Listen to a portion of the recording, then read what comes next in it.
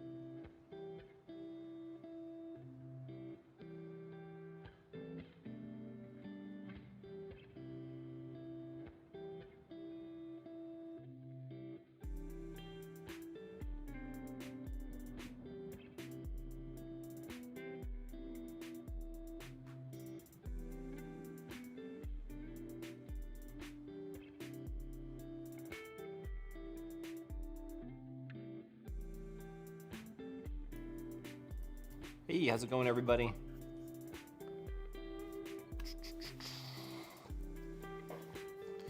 All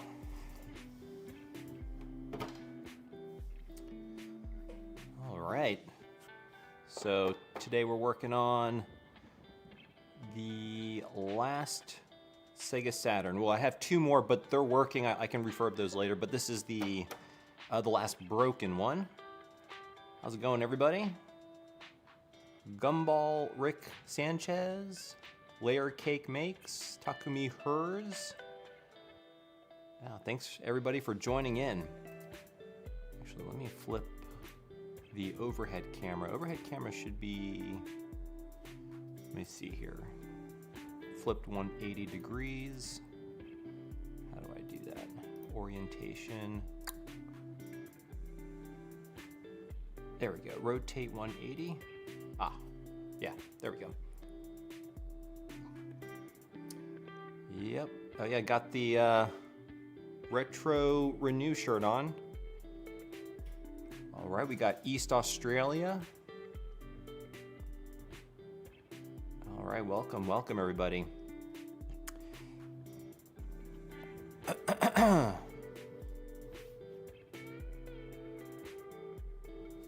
Let's see. Okay. Cool. Let's get started. So I'm just going to make sure this is the last broken Sega Saturn.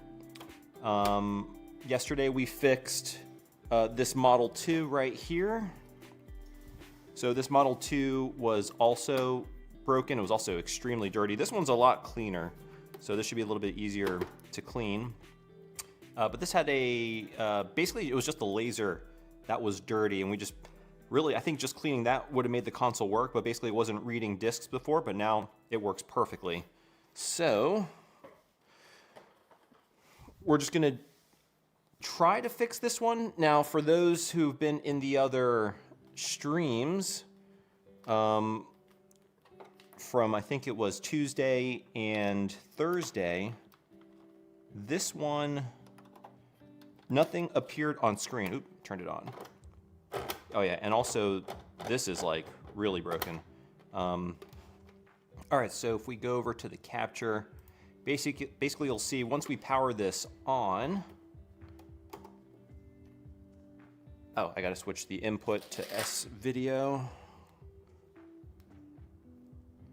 Let's go to S video. Yeah, so we have a blank screen, which is weird. So we're gonna try and diagnose that. I'm not sure if I'm gonna be able to fix it. I ordered a bunch of capacitors. It could be a capacitor issue. What I'm hoping is it's maybe just a cold solder joint on the AV, although we're getting an image, I mean, we're not getting an image, but it's a black screen, so that kind of seems like that's working fine. But yeah, for whatever reason, we'll at a minimum clean it, and ideally, we'll fix it. So we'll try to see what's wrong with this one. But yeah, cool. So let's see here. Yeah, hey, appreciate it, guys. Yeah, we got live stream. So the plan is gonna try to do basically 1 week out of the month. So I guess 12 times a year. I'll stream maybe 3 to 4 days in that week. And it's kind of more housekeeping things. Like I had 5 of these that I've been meaning to refurbish because I do have some Saturn mods I have planned, at least one. And yeah, so just kind of wanted to clean these things, but yeah. I don't even have a scope, so Stephen Payne, it's something I've been meaning to get. And just for folks, I'm not an electrical engineer. I just do this as a hobby. So I do need to learn how to use a scope to actually start testing things. And I also need to get like one of those variable, power supplies, and I don't know, just a lot of things I want to get. But hey, we got someone from Russia. All right, cool. Yeah, hey, type in the chat where you're tuning in from. Hi Tito, why is this part 2? Oh, is this showing up as part 2? Oh, hey Tito, why is part 1 and part 2 not showing up in your? Oh, is it not? If you go to, I'll have to figure that out. It should be there, but I also put them in my previous or my streaming playlist. They should be in the streaming playlist. So if you want to go check out the last 2 streams on the Sega Saturns, you can go ahead and find them there.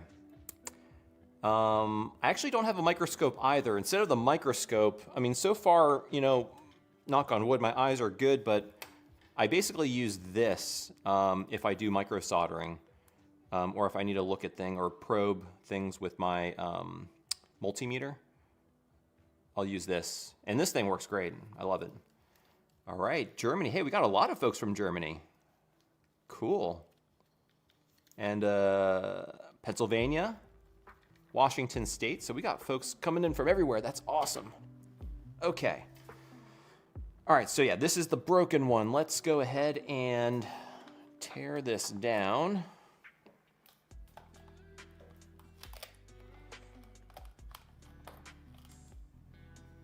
Ooh, let me get my microfiber cloth. We're gonna try and do this one kind of quick today.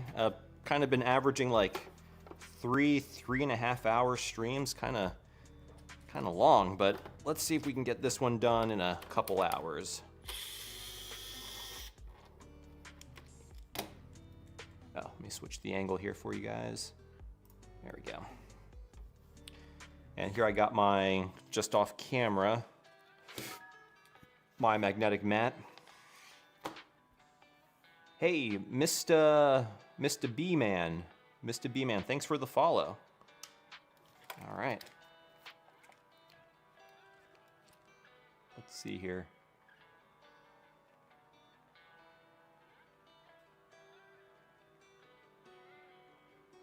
All right.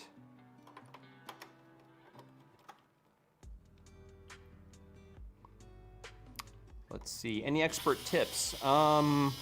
Yeah, we probably will go over some tips today while we're taking this apart. I don't know about expert, but we shall see. Hey, Verosomatic, thanks for the follow. Yeah, I don't know, do people prefer Twitch or YouTube for these streams? I'm doing both just because I wasn't sure. I figured YouTube will be more popular, at least initially, because I know that's where most of my audience is. So, all right, we got Edgar Javier from Bogota, Colombia. Very cool. So I'm not actually sure which, I think this might be a VA1 because it's a Model 2. So I actually don't know. We'll find out once we get to the motherboard what revision this is.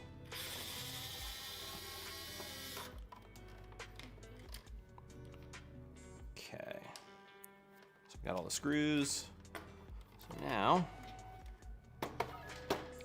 let's take the top off.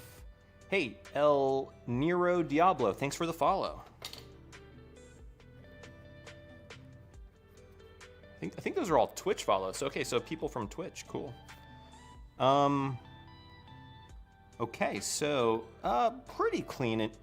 I mean, got a little bit of dust here and there. Overall, looks pretty good. The power supply, the caps look great. Nothing's leaking here. It's a little bent. Not sure what's going on there. Yeah, power supply looks good. Everything's connected. So yeah, I don't know what. Well, yeah. Once we get to the motherboard, I mean, guys, I might not be able to fix this. So we'll see here. Hopefully it's not too difficult of a job, and it's something simple. Yeah. Okay. So let's see, the serial number shows the rev in the, oh, really? Okay, so the serial number, I don't want the optical drive to come out, but yeah, right here. Oops, that's upside down for y'all. So we got B64. So you said it's the third character, right? Let me see here. Bogota. Okay, I lost the chat here. Another person from Germany. Wow, 9 p.m. Okay, so earlier is better for you guys. That's good. Good to know. Oh yeah, the serial number shows the rev in the third character, so 4. So I guess this is a 4. It's slightly modified VA2 with a few things not populated. Huh. So RGB Eder? Or RG Better? Okay, so this is a VA4. Oh, cool. So thanks for letting me. Yeah, hey, if anybody knows maybe what I should be looking at, as to maybe why the VA4 or this particular Saturn is not working, definitely drop it in the comments, guys. I'm trying to do better about reading and staying up to date on the comments here, which is kind of hard to do when you're tearing things down and trying to look, but let's see here. Yeah, they're both Sega. I'm just surprised to see the internal and layout are so similar. Yeah. Okay. Yeah, so we're taking the power supply out. And I always forget the 2 screws in the back, but we'll take those out as well. Actually, let's unplug it first. Okay.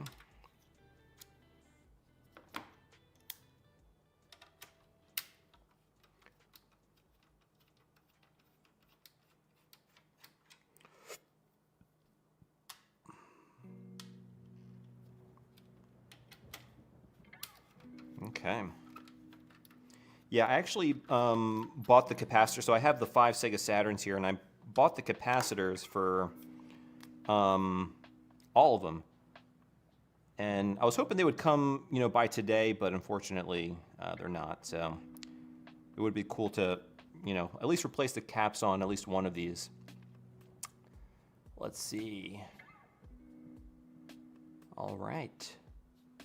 Oh, measure proper power output. Yeah, that I can do. Yeah, we'll give that a shot. All right, so and these are the external. Okay, so I'm just marking for those. I use this magnetic board to keep track of all my screws because it's kind of a pet peeve of mine. I like to keep all my screws organized. But all right, so let's take the power supply out, and we got these pins right here. Oh wait, let's see. Yeah. Loosen it up a little bit. There we go. Unclip it right there.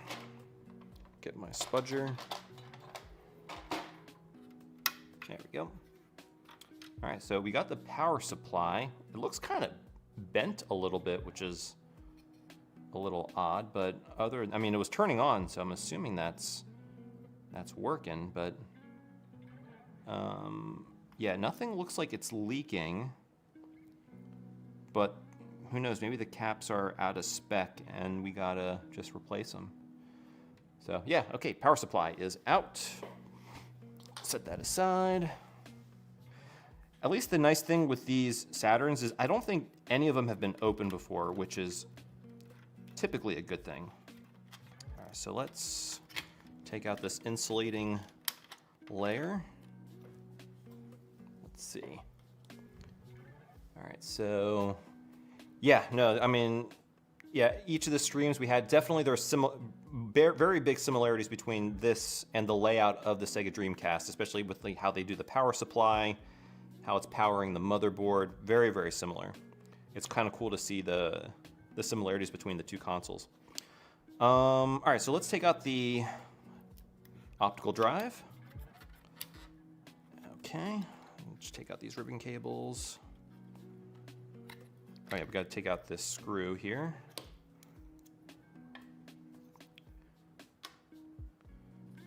Okay, this little screw for this grounding ribbon type thing. Yeah, this one is much cleaner than yesterday's. Yesterday's might have been the dirtiest one out of the bunch. All right, let's take that out, and then we're going to take the optical drive. Ooh, oh crap. Okay. I dropped the screw. Thankfully, it just went right there. There we go. I'm going to set that aside right there. It also has a tiny washer, but we're going to take off this little ground ribbon, and I like to keep it together with the screws, so we're going to do that. So black screen versus no video are different. VDP2 is similar to a Mega Drive VDP. Okay, I'm assuming you're talking about the processor. And will output black even if the console won't boot. Okay. Interesting. Okay.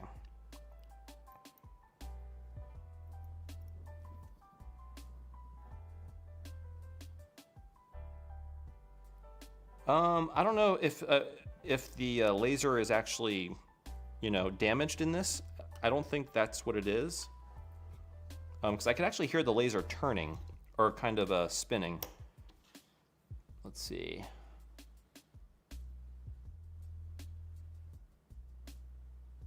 Yeah, no. So yeah, the RF shielding, I think for most of these are, even the VA ones, or sorry, the model ones, they're also screwed. Okay, so now I'm gonna take off this ribbon cable.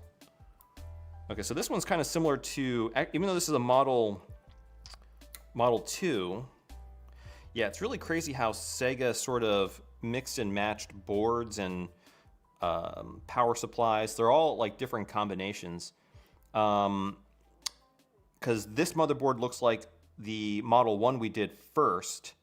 The Model 2 we did yesterday had the motherboard and the controller ports all on one board. Here we have two different boards. We have one for the controller ports and then one for the motherboard, and they're separate and they're connected with this ribbon cable. But we're going to take this out, set that aside, and we're going to have to take this ribbon cable out as well. I'm just going to do that while this is for the controller port. Ooh, that's stubborn. Now we're going to pull it out from the motherboard as well. Okay. Now we can go ahead and we'll take out the power button, which is right here in the corner. We'll take off the power button. So the power button comes off, applying even pressure and just popping it off. And that way we can get to this lower screw a little bit easier.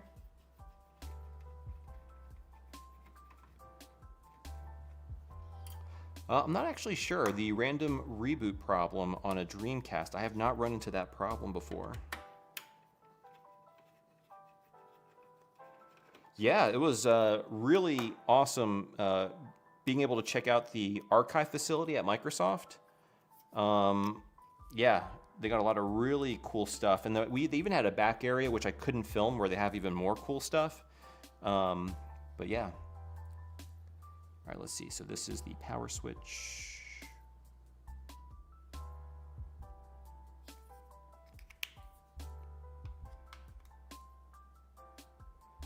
Yeah, it definitely seems like this is something, yeah, Sega kind of used whatever they could get their hands on to get these Saturns out the door. All right, so let's take out the RF shield. Zoom it out a little bit. There we go.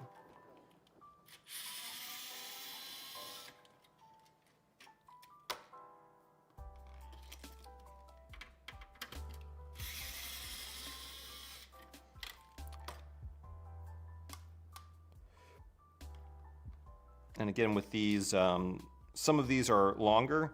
So the two screws on either side of the cartridge connector, and I think also these on the controller ports, at least they were in the Model, oh yeah, the Model 2 from yesterday.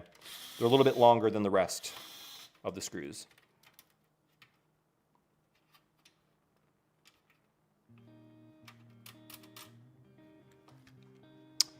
Oh, okay, so yeah, are there issues with the Twitch stream? Not sure how I'd be able to fix that, but I'll definitely look into it.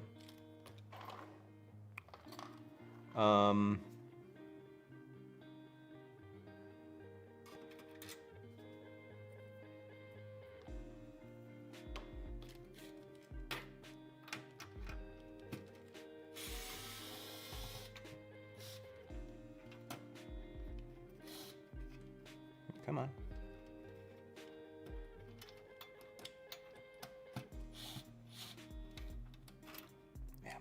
Go.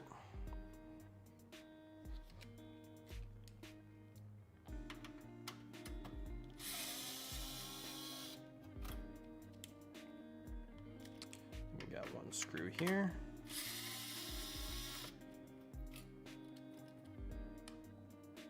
Then we got, actually that's good enough. All right, so let's take off the RF shield as well as the button. We already took that out. And we're gonna unscrew the pylons. All right. Yeah, the mat is fantastic. I use it. I mean, if there's a console that I really know the ins and out of, like, you know, maybe the GameCube, I really don't actually need to mark everything. But I'm actually pretty familiar with the Saturn now, so I probably don't need to mark it, but I like to. It helps keep things organized. Twitch keeps freezing up, with only a 1080p 60 source feed, despite YouTube being fine with the same. Interesting. Yeah, I'll have to look into that. Yeah, okay. Is everybody who's watching through Twitch having issues with the feed? So this screwdriver is, I was talking about it yesterday. It's really cool. The reason why I got it is because it's made in Japan. It's a vessel, and then you just push forward, and it screws in, and you pull the switch backward, and it unscrews. So, hey, Evigost, thanks for the follow. Yeah, cool. Okay, so Evigost says the stream looks good for him. Okay, so, that's strange. Yeah, I need to, hold on a second. I need to get a, I think there was a way to get a combined chat out here. Hold on a second. Is this gonna combine the chat? Oh, oh yeah, there we go. Cool. Sweet. All right, I have another window for chat, so now I can see all the Twitch chats as well. Hey, can someone from YouTube send a message okay, yeah, and I can see YouTube. Awesome. Oh yeah, this is much better. Okay. All right, so actually that's much better. I have a much better view of the chat from both Twitch and YouTube now, so. All right, so YouTube is clear, that's good. Some folks on Twitch seem to be okay with the feed. Oh yeah, so Mega Gaming Team, to answer your question, yeah, the nice thing about this is you can adjust the torque setting. I have it on the lowest torque setting. I typically don't like using electric drivers just because of that very issue. You can over torque screws and you can strip threads, especially in these plastic consoles. But it's on the lowest, so you'll see when we start putting things together, I can go all the way and it'll automatically stop. I don't know what the exact torque spec is, but it's pretty low, so it doesn't over tighten things, which is nice. So, has there been any mods or any discussion yet on mods to be done after the clean? Oh yeah. So I ordered cap kits because I do want to recap some of these. Not really a mod, more of a refurb. But as far as modding videos, I do plan to do a project that Wesk is working on miniaturizing the Saturn, kind of making like a Saturn Mini almost. It uses, I think he's using the Fenrir also, because obviously we got to take the optical drive out. But that's one project that I'll be working on in the not too distant future, I think so. But yeah.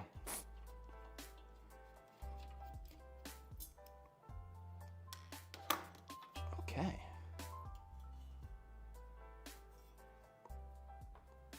All right, so RF shield is cleaned, or not cleaned, but fully kind of disassembled. All right, let me label these. So this is the upper RF shield. And this is the CD drive pylons. Okay. Ooh, sorry. Out of focus there. Okay, so this plastic piece comes out, so we're gonna clean that. And then the motherboard comes out. Now let's take a look at this motherboard, because yeah, let's see if, I don't know if there's gonna be, the capacitors on this also look fine. Oh wait, no, ooh. Actually, this capacitor looks kind of, here, hold on a second. So this cap right here, I don't know if you could see it. It looks like something is leaking from it. It could just be It's really hard to, I don't know if that's coming out on camera. Let me see.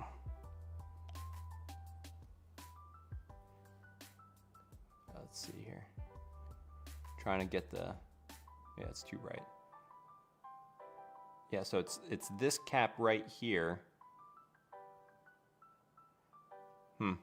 Yeah, I mean, so this is definitely a candidate to be recapped, but other than that, the board is pretty clean, I think. I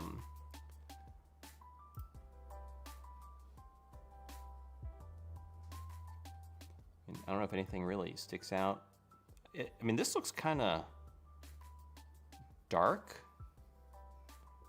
right? I mean, there's like a little, I mean, maybe, I don't know if any of these like overheated or something. I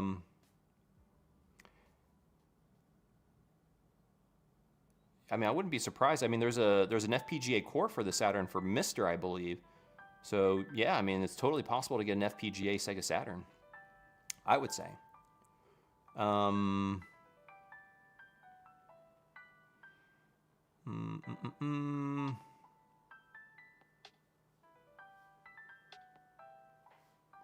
Let's see here.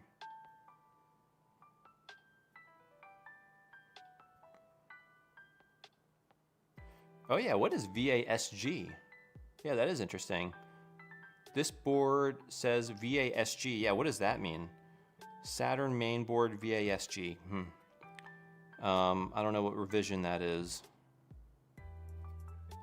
So. Oh, so you fixed, yeah, maybe it's just bad caps. I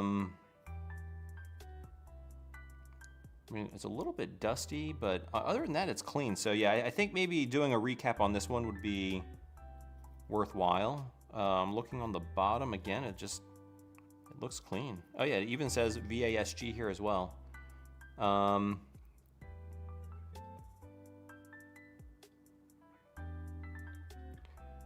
Let's see. Oh, equals, okay, VASG equals VA4. Okay. Okay, cool. Alika, you got the stream working on Twitch. Fantastic.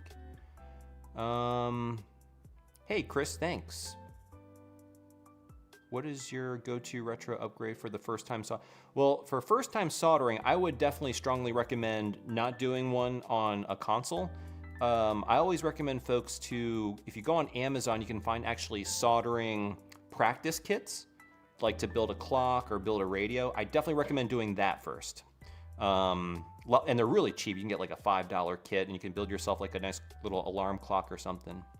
But then after that, I would say the Game Boy mods are pretty accessible for the most part. You know, some of those are pretty good for first-time modders. Let's see, middle top left is brown. Middle top left of the board.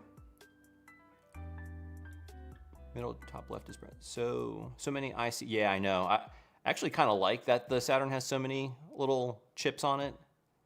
Kind of makes it cool. But yeah. VA4 5s are the same as a VA2 and 3, but in a Model 2 case. Ah, okay. VASG equals VA2 or VA4 depending on the unit it's installed in. It identifies the main RAM IC 3 and 4, which, let's see here, IC 3 and 4. Here's IC 6, 2, 1. Where's IC 3 and 4?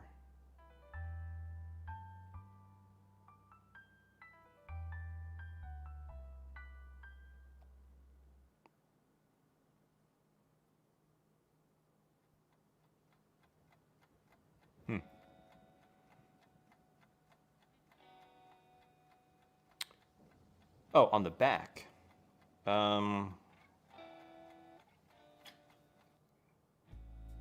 doesn't look too brown.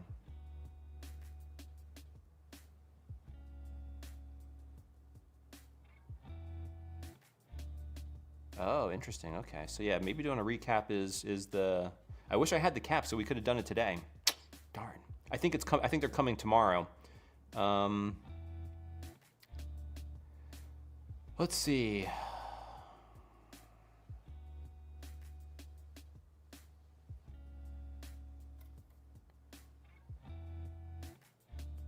Let's see, I see 11, I see 15, 16, 12, and 13. So I see 7, yeah. Anyway, okay, so let's continue on here. Yeah, so this is definitely going to be a candidate for a recap. I mean, I'll probably do them all, but... All right, so let's see here.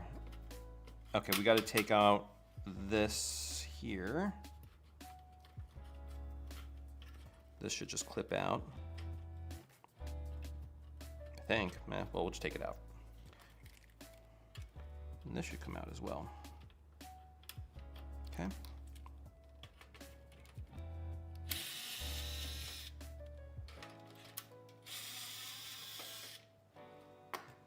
Okay.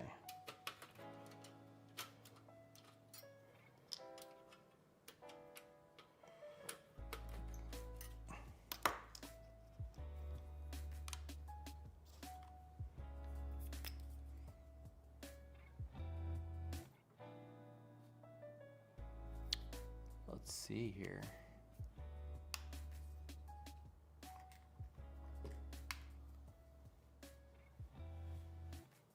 Ooh, favorite console of all time. That's a tough one. Because I do like quite a few. Definitely the Dreamcast is there, and the PS2. I mean, they're just classics. So many good games. PS1.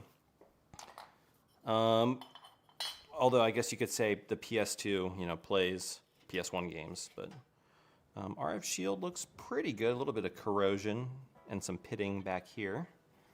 That's not too bad. All right, and yeah, I mean, just a little dusty around the edges, but overall, not too bad. Okay, now the top. All right, so, okay, this is like yesterday's model. Let's put these over here. So, oh, actually, it's a little bit different. This is 2 pieces. Yesterday's had a, wow, there are so many different variations of the Sega Saturn. It's kind of crazy, actually. I'm going to take out the little optical drive shroud, because we're going to clean that.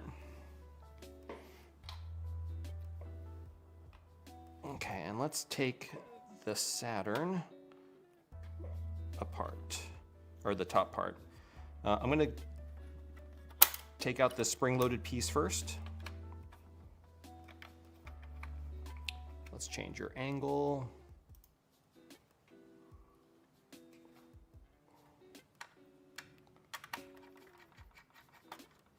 Okay. So for the top shell, this is the spring-loaded hinge.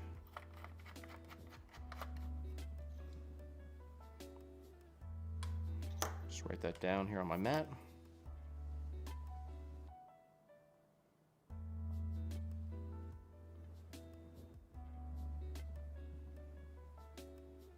Hinge. Okay. And this should just come out. Yeah. Take the spring out. And then we'll take out this hinge on this side, which, let me see, get that angle here. Cool.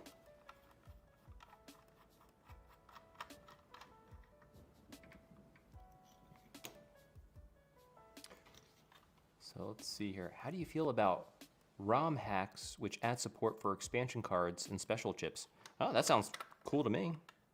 I haven't really played too many ROM hacks of any games before. So I don't know, does anybody have any suggestions for really cool ROM hacks of different games, maybe even for the Saturn?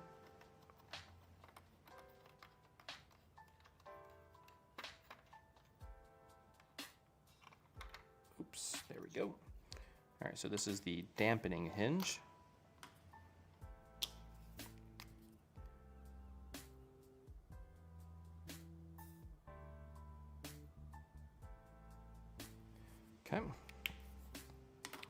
that comes out, and this comes out.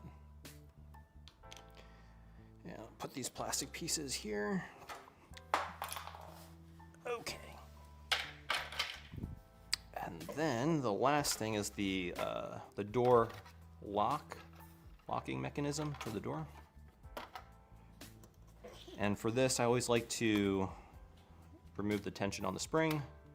So we'll take, so it doesn't go flying. So that's out. And we just got 2 screws.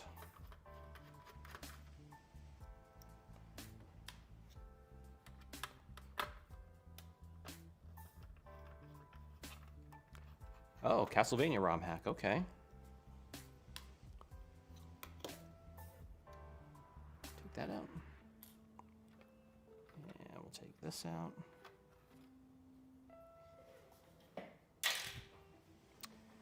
And now we're just going to take out these buttons. You just got to squeeze the tabs on both sides.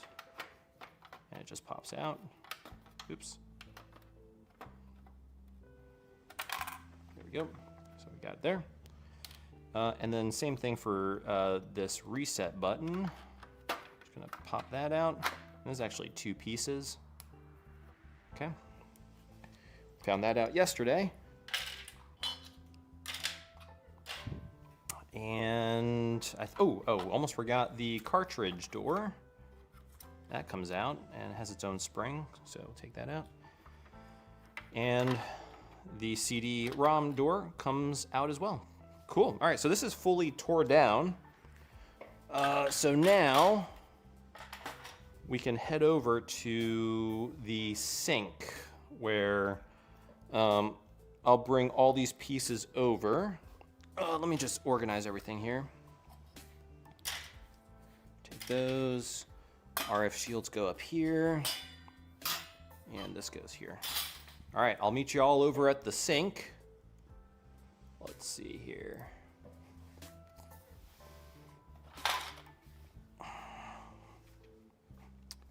All right. So I got my, we're gonna put this here. We're gonna fill the sink up with lukewarm water. I got my iPad here so I can watch the chat. There we go.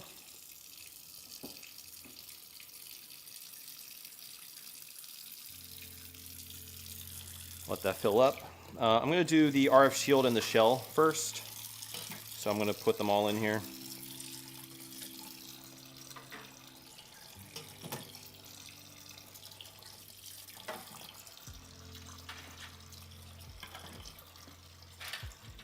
And then we'll do all the small bits last.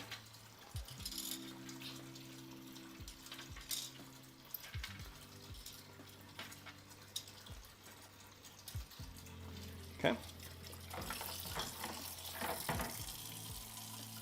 Let me grab my gloves.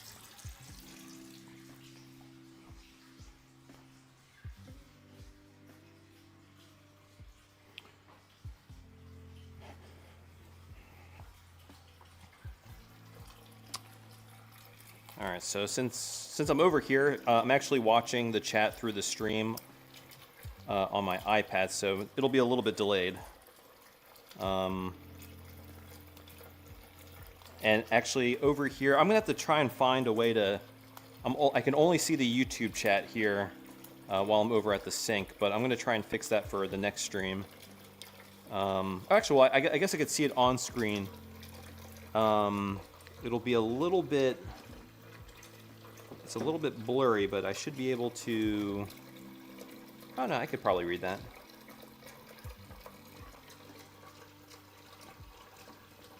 Oh yeah, I can just zoom in. All right. All right, so yeah, I should be able to see both the Twitch and YouTube chat now.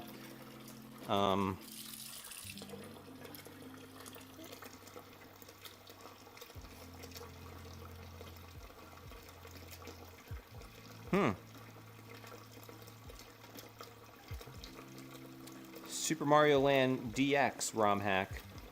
So I guess that's like a color, like I guess a ROM hack for the Game Boy Color.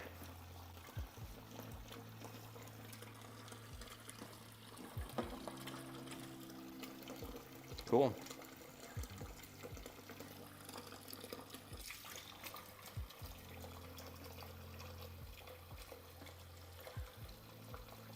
All right, I'm gonna try. This is since this is a lot cleaner than yesterday's console. This should be a much faster clean. The other one was just I had to like really scrub it because yeah, the dirt was just baked onto it. But the dirt's a lot looser on this one. So now it's gonna be hard, but I should be able to get if I can't get it off with the toothbrush and soap. I should be able to get this off mostly with isopropyl alcohol to get in those deep crevices, but I should be able to get it off with the brush. Actually, we can start doing that. Again, nothing special, just a little bit of this all-purpose dishwashing soap. I just put a little bit on my toothbrush. But yeah. Let's see here. Adds color and fixes slowdown. Okay, that's cool. Let's see. Can I ask? Is that your sink? Isn't it a bit? Oh yeah, no. So this is my studio. So yeah, I don't cook in this sink. Let's see here. Oh, that's a good one. I haven't played that.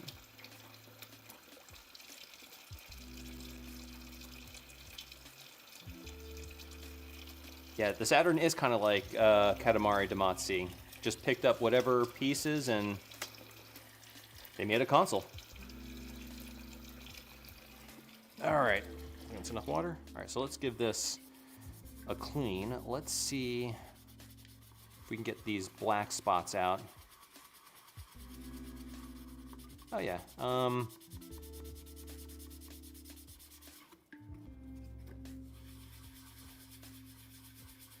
So the other thing I tell folks, I know a lot of people, especially maybe like these black marks, they try to clean those with those magic erasers, which those are like very, very abrasive, and they can actually change the finish of the plastic. Like it's almost kind of like sandpaper. I just like using a toothbrush, a soft bristle toothbrush, and it gets, you know, like 80 to 90% of the job done. I mean, it gets all the dirt off for sure, but like deep scratches stuff, you know, it does a decent job. And yeah, I might actually get some isopropyl alcohol to attempt to clean those black marks. But yeah, this is way, way cleaner than yesterday's Saturn, so this is going to go by much smoother. Let's see here.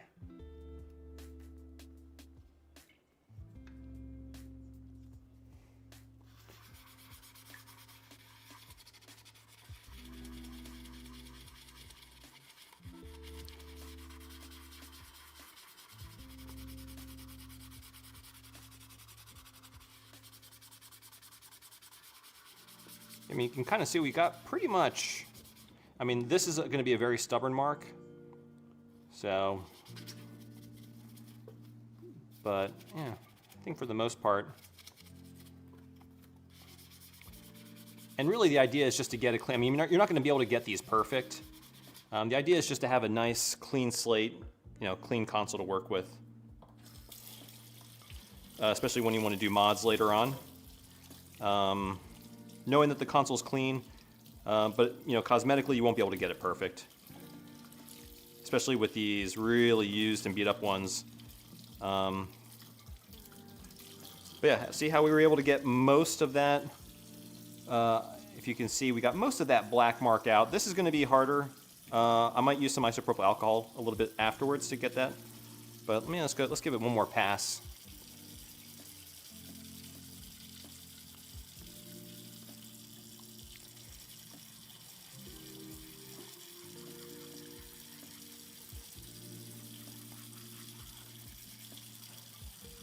That's good enough, I think. That's about as clean as it's going to get. And there's nothing wrong with that. Okay, we'll set that to dry. Okay. Then we'll try to, yeah, stuff like this. These are like really aggressive scratches. You can see like the scratch started here and it even got onto the label. and kind of scratched the surface there. But let's get a little more soap.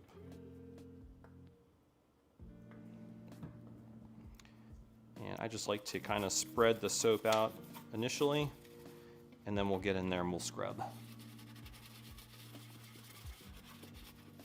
And we're just trying to get it, you know, like 95% clean. We're not obviously aiming for perfection here because there's really no way.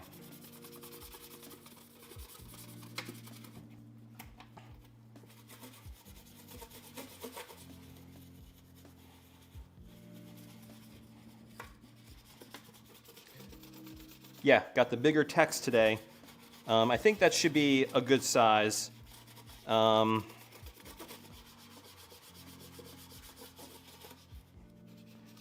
It's definitely easier for me to read it. Oh yeah, actually, you know, that might be something. I do have a really large ultrasonic cleaner. It's actually just right over here off camera. I love it, and I actually use it to clean boards, like really, really dirty boards. Yeah, I'll definitely show that off during a stream at some point if I find a good candidate, and I'll show you how I clean some big circuit boards in the ultrasonic cleaner. I guess you could also put the shell in there. I don't know if mine is that big that it'll fit the shell, but might be worth trying out. I usually just do it by hand like this.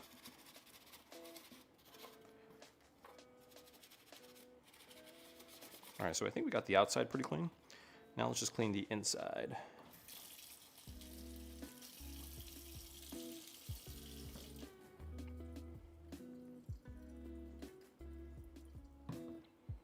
Okay, again, I'm just gonna spread that soap around. And then we'll go in and we'll get all the nooks and crannies, at least as best as we can. Again, doesn't have to be perfect. I mean, just by doing this, you're gonna get like 90 to 95% of the major dirt. I mean, really just water. If you just sprayed it with water, it would get rid of a lot of the dust. But we're being a little bit more thorough with the toothbrush.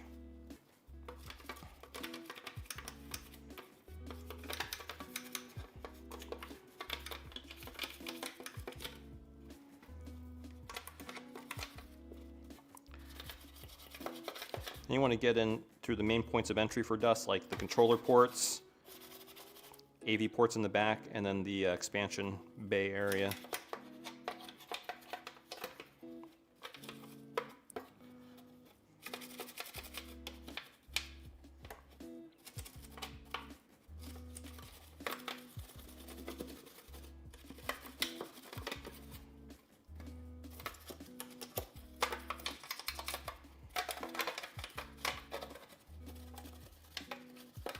I think it's good enough.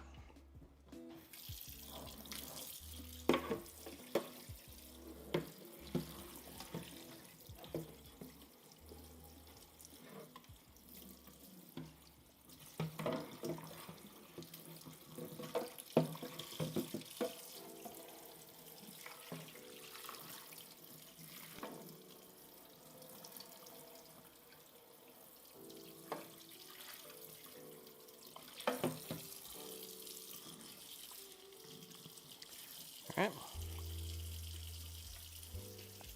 Let this dry out too.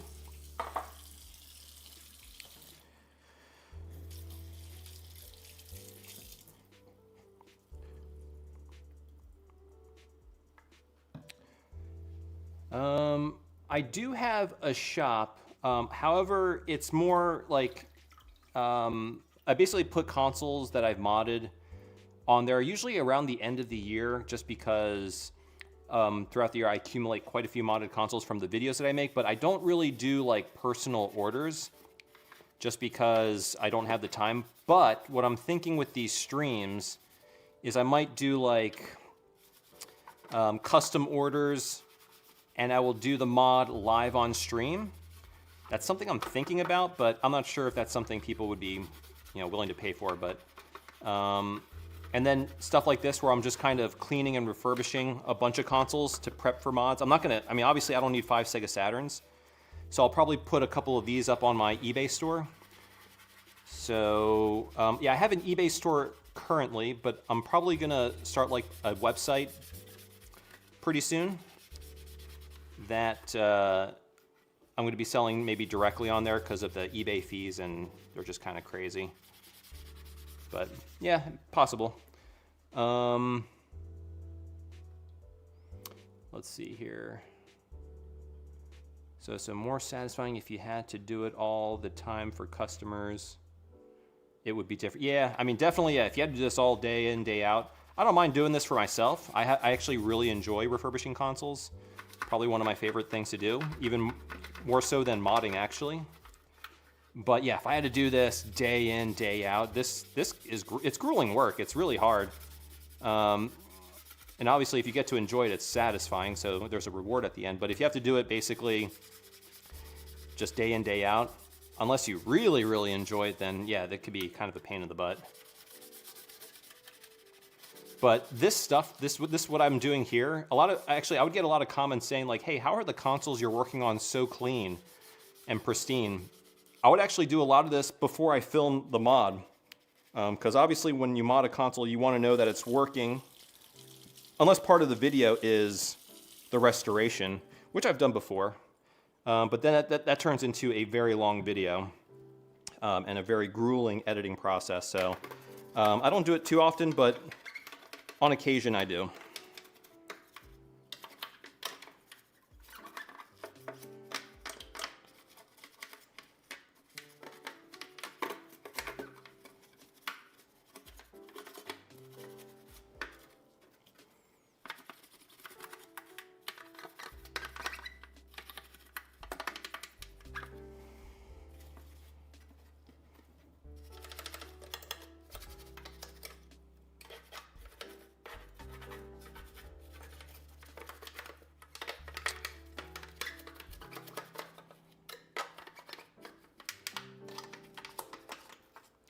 So, yep.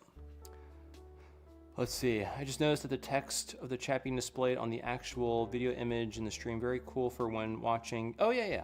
Actually, I think I have a setting on, at least for YouTube. You can also watch, I think there's like you can watch the chat. I'm pretty sure I leave that feature on. I mean, I don't see why you wouldn't. But yeah. All right, so I think this is about as clean as this is gonna get. I mean, some of these, again, these scratch marks are very nearly, I'm gonna try and get rid of it with some isopropyl alcohol, but I'm not sure if it's all gonna come out.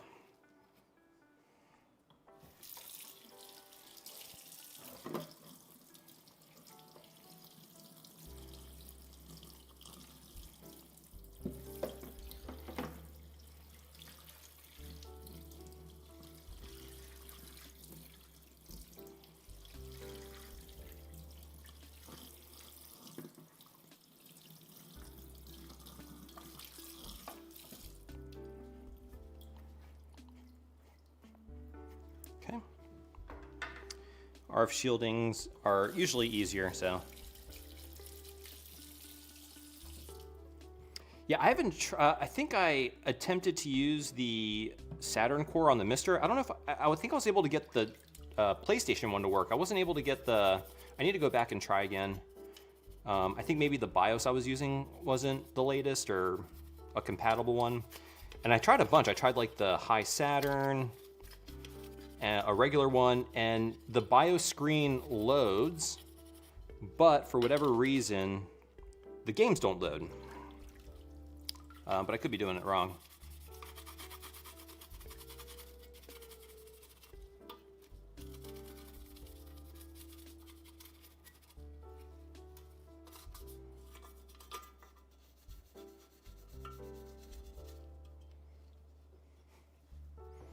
Oh yeah, I always do. I mean, honestly, like, I just, if I have a console that's going to be in my collection and it's not like in like kind of new condition and it's used, I always clean them.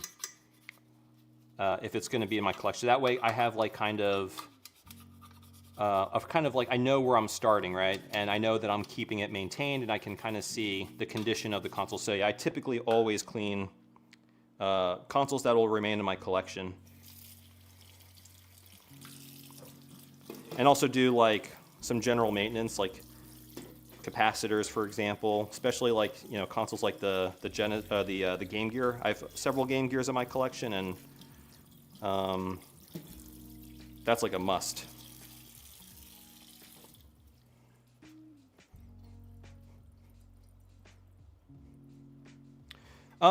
So potentially, but you know, if you dry them out thoroughly, they won't corrode.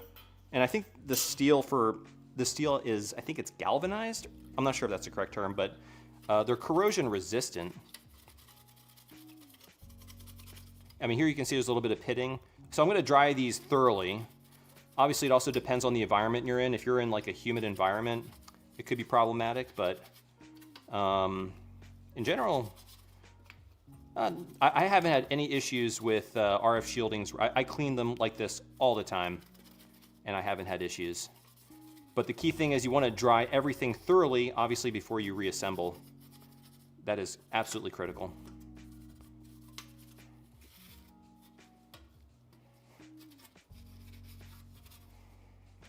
Okay. All right, so this is all the big pieces.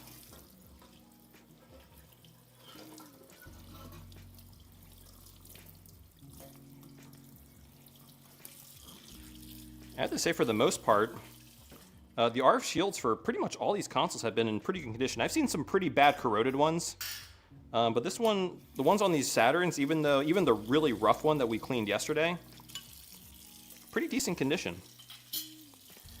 All right, so now we're gonna do all the small components. Let those soak in there.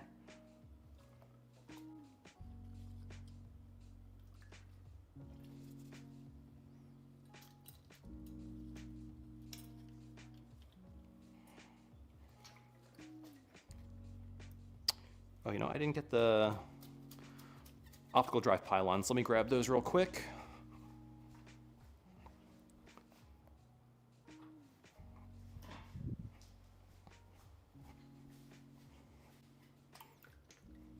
Okay.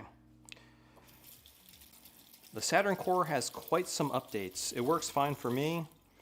Yeah, I also have the dual RAM, and you're using, okay, the high Saturn BIOS. Yeah, that's the one I heard was like kind of the best one to use. I'll have to give it another shot. I haven't tried it in a couple months. Yeah, hey, glad you like the, glad you're enjoying the music. Yeah, I like to keep it pretty chill. You know, modding can be stressful, so I like to keep it as chill as possible. Yeah, I just started doing streaming, so I have more time now. I actually just, I just became a full-time YouTuber, so now I have kind of some extra time, but basically this gives me an opportunity to kind of take a week off. Basically, you know, streaming is a little bit easier than making actual full videos for the channel. So this gives me a time to catch up on, you know, making those videos, or prepping rather, kind of getting consoles prepped for modding for those videos. And also do kind of just other miscellaneous tasks related to the channel, related to my personal life. So I think the streaming is going to help me balance things out. So I hope you guys are enjoying it, because this is kind of a, you know, I'm hoping it's more of a long-term thing, because definitely I was getting to the point of maybe burning out. The streams are going to kind of help me relax a little bit.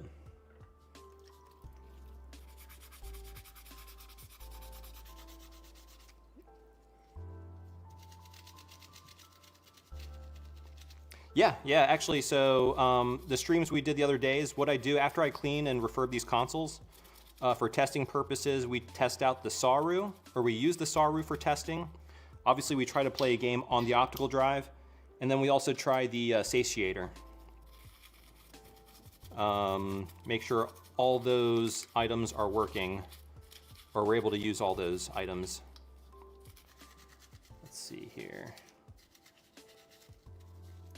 Oh, yeah, that's something I've been kind of, I mean, I don't think I can do it myself. I probably would send it out to somebody. I think there's a guy who does the Xbox, you know, the CPU swap. That would be really cool to have. The RAM stuff I can do easily, but swapping out the CPU, whew, that is definitely something that's a little bit more challenging.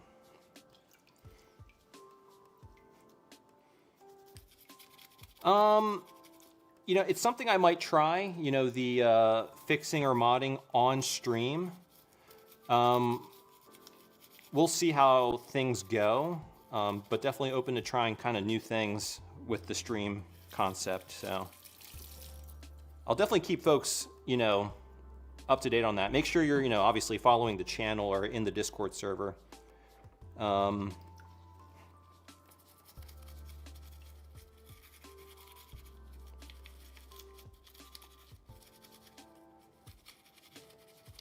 But as far as like, I mean, really the only time I'd be able to do it would be on the stream. Just because most of the time when I'm not either making videos or on stream, I'm working on making videos or just doing other stuff. But yeah.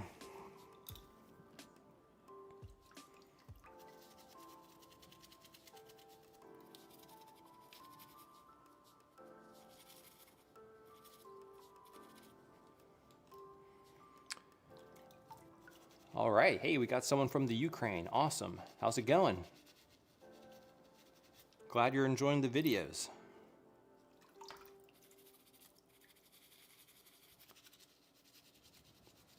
Oops.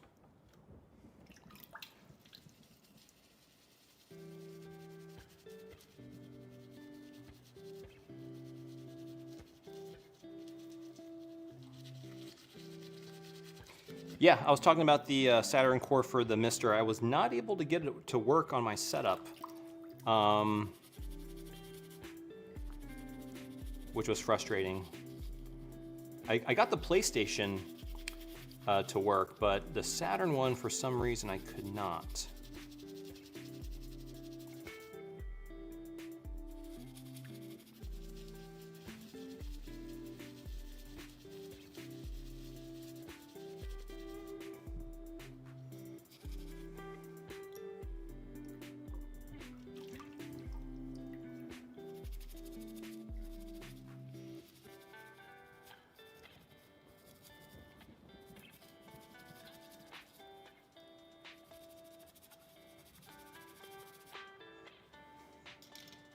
All right, we're almost, I think this might be the last piece right here.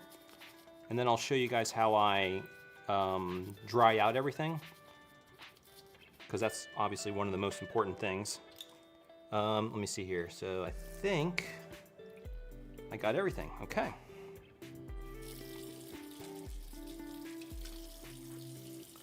So we can go ahead, put the brush right here, and then we can drain the sink. Always make sure you have everything before you drain the sink. You don't want to lose any pieces. But now we can rinse everything off.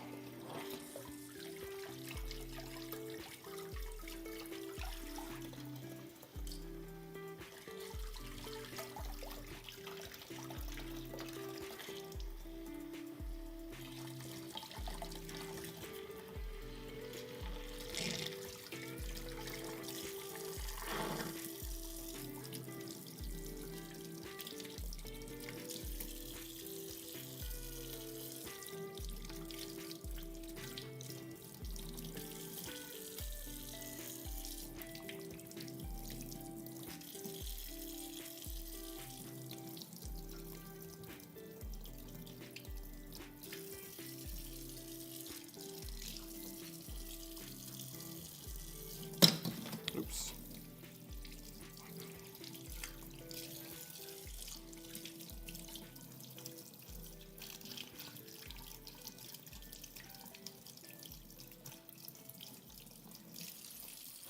All right. All right, yeah, hey, we'll see you guys later.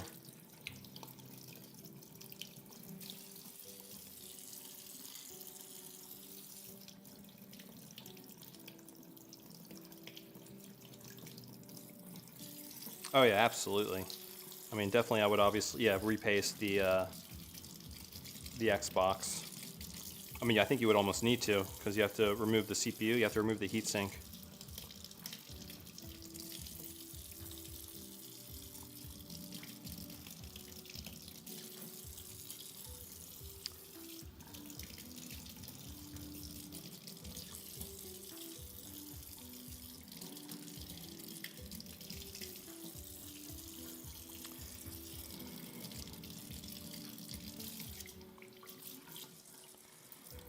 Okay.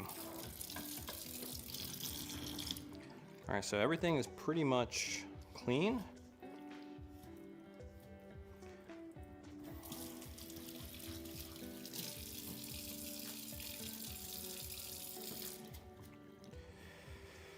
All right, so now we're gonna start to dry each of the parts, and this is just like a you know, you don't have to really dry everything, but we're just gonna get most of the moisture off, and then we'll let it air dry a little bit, and then I'll use compressed air to fully dry out everything.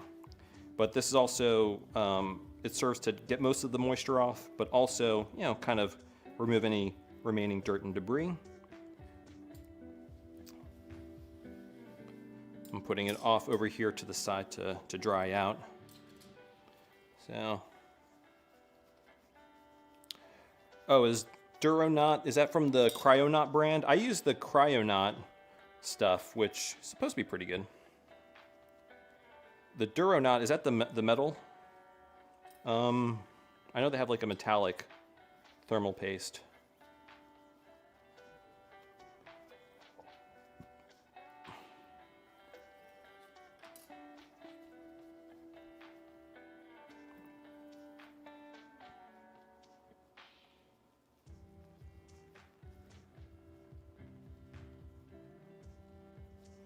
Oh wow, you can actually overclock a stock CPU. That's pretty cool. Yeah, actually, I'm going to be doing an Xbox video here pretty soon. I'm going to be using the Cerbio, so that might be something I try out.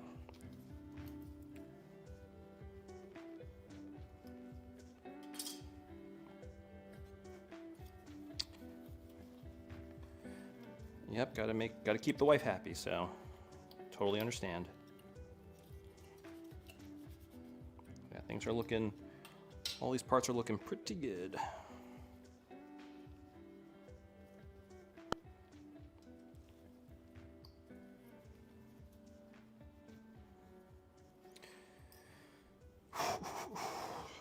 So hey, Thermal Grizzly, that's right, that's the brand. I think it's a German brand, and so I pretty much only use the Thermal Grizzly. I don't know, I mean, maybe it's just good marketing, but I don't know, I've had good luck with them, haven't run into any issues, so. Okay.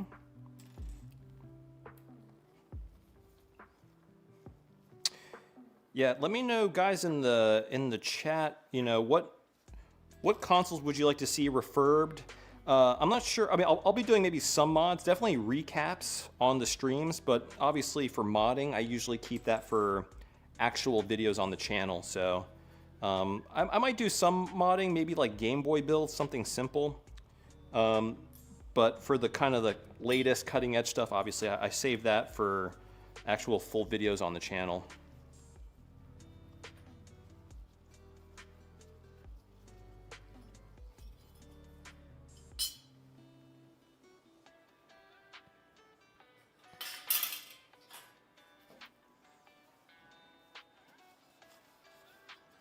Oh yeah, which electronic chemicals are we referring to?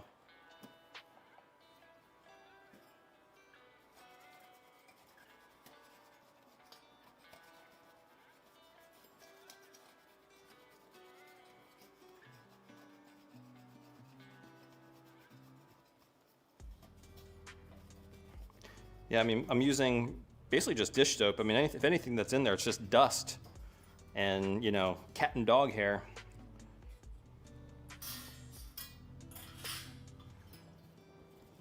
Now, if we were cleaning like the motherboard, yeah, that would be probably an issue, especially with older consoles that have lead on them. So, but yeah, So it's like I forget when they actually had to switch over to lead-free solder. Oops, let me put this over here.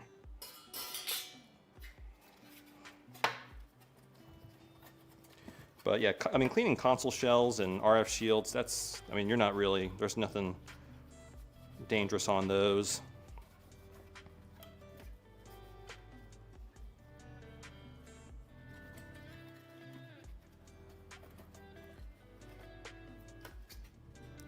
Put this over here, actually.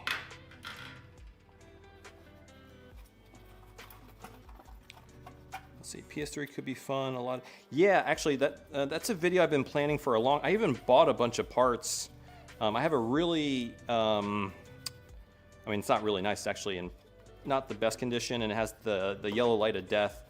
But I have a PS3 fat original launch model, the 60 gig version, which I've been trying. I wanted to repair, and actually, I bought like kind of those token caps and some tools to de-lid and reapply the thermal paste. But then, you know, what's his name? I think it was like, it's Felix. He released a video basically saying the token caps aren't the issue. It's just basically faulty RSX chips that caused the problems. So I think I'm still going to attempt the token capacitor fix just to see if it'll do anything, even though I'm fairly confident that it probably won't. But yeah, I don't have the equipment to do an RSX trip, a Frankenstein mod, essentially on the PS3. I would love to do it though.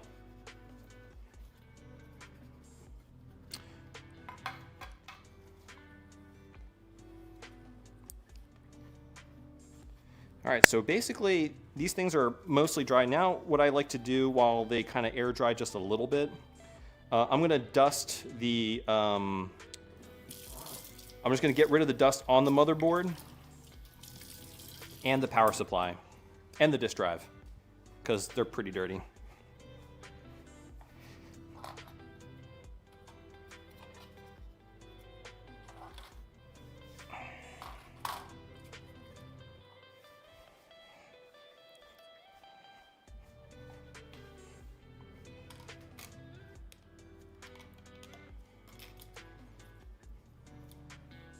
And here we're just removing the dust that accumulates. I like using these ESD safe brushes. It gets into all the nooks and crannies. And I don't anticipate that this console is going to work.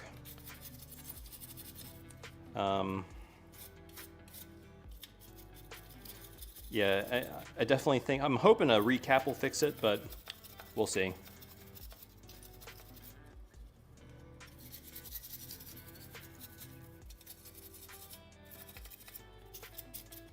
Okay, so that's good. Okay, this is the controller port.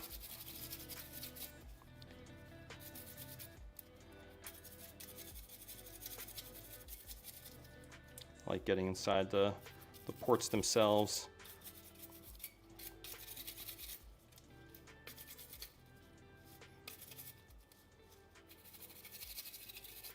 There's little two capacitors on this too.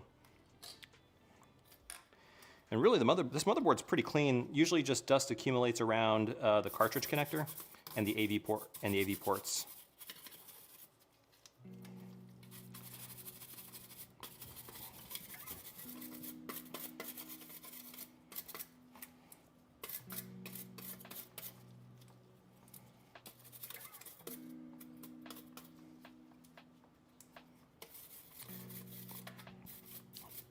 Yeah, so I do have the Novos, those like polishing compounds.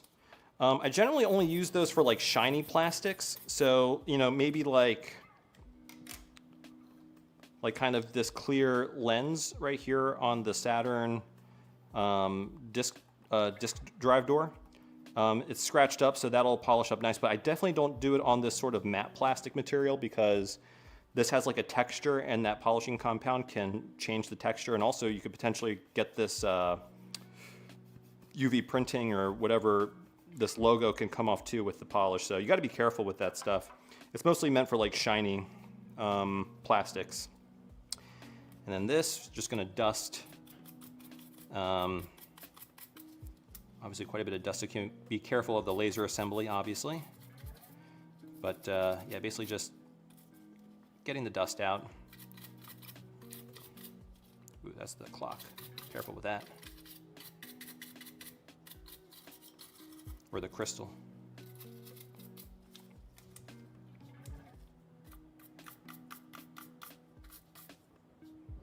That's pretty good. And we'll get a lot of this dust with the a Q-tip, but we're just getting the big stuff off. And I think that's it. One thing I forgot to clean was this. I'm just going to give this a quick rinse. This is that plastic insulating piece that goes between the power supply and the RF shield. And that's it, guys. Okay, so we're pretty clean. The last thing I'm going to do is attempt to really dry everything really well, and for that I use one of these. It's like a Makita. It's a wireless kind of compressed air thing. I'll show you here.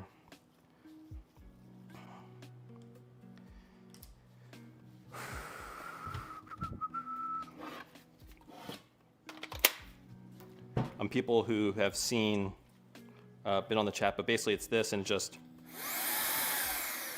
compressed air. And really it's just to get in like the threaded screw holes. And if you don't have this, you can use canned air as well, but it's gonna get a little noisy here, guys.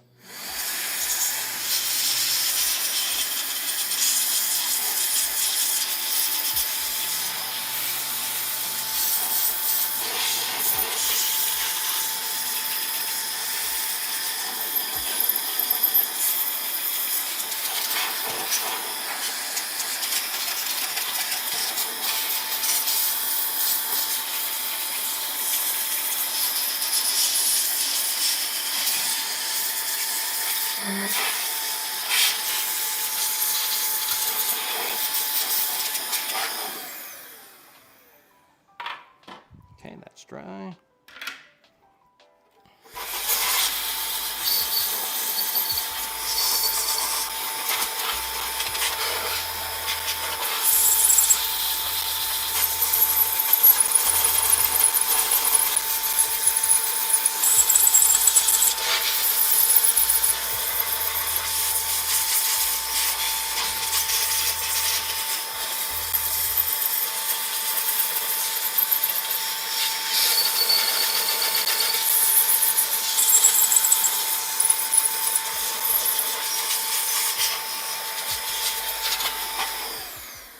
So the key thing, again, is to get inside, or maybe not these so much, but definitely all of the screw posts. Because you want to get you don't want to be screwing into screw and trapping moisture in there, so.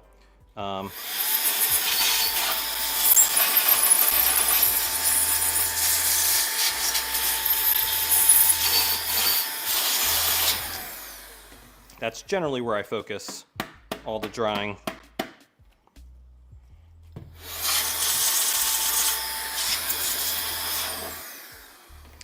But for the most part, you know, this looks, at least we know the plastic is clean, but obviously all the marred areas are going to be pretty tough to repair.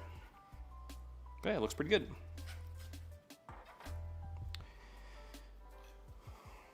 And then this, that's fine. And then the only other components you need to worry about are, again, things that have either like small openings, like if you look at this button in here, so moisture likes to kind of get trapped into that opening right there. So again, just take compressed air and blow it all out. So yeah.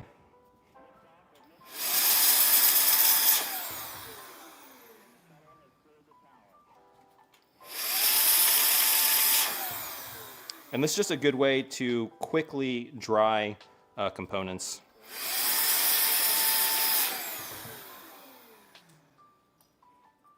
I'm going to try and do all these pylons at once. Hopefully I don't drop them in the sink.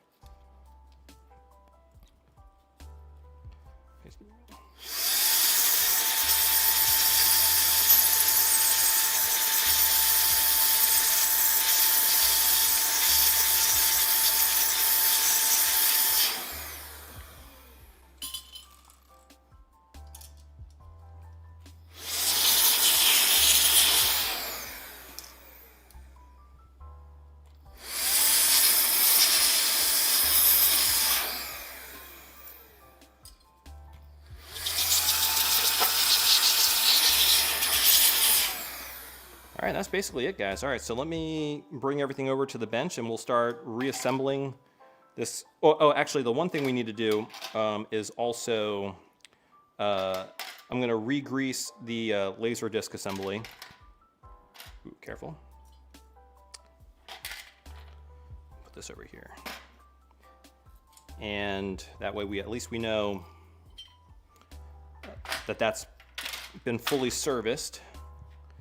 And we'll take the RF shields and we'll bring that over.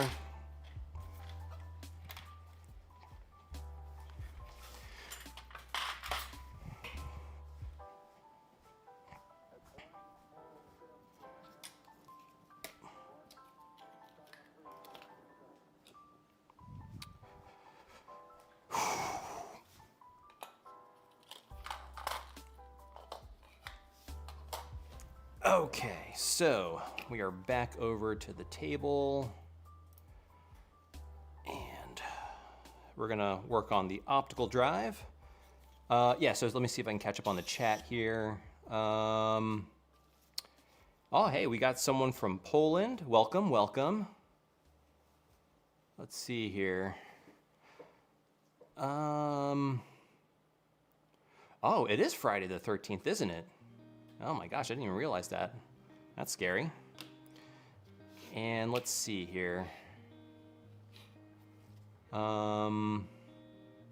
1.4, that's right, 1.4, didn't they even, I forget, someone I think made a video where they even put a CPU that was maybe more than 1.5 gigahertz, but 1.7, I don't remember. I could be misremembering.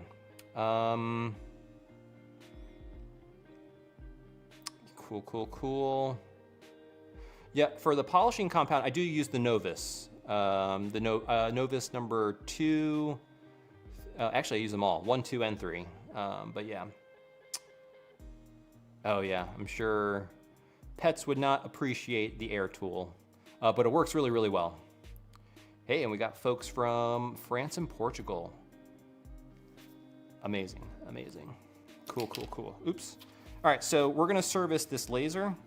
And if you guys, I'm going to repeat myself if you've been watching the chats for the last few days, but I do this for most laser assemblies. But yeah, so basically to most of the, lasers are the same. You're just going to remove one of the rails. So basically you're going to want to, it's kind of locked in place by this little plastic tab. So you're just going to set that tab to the side.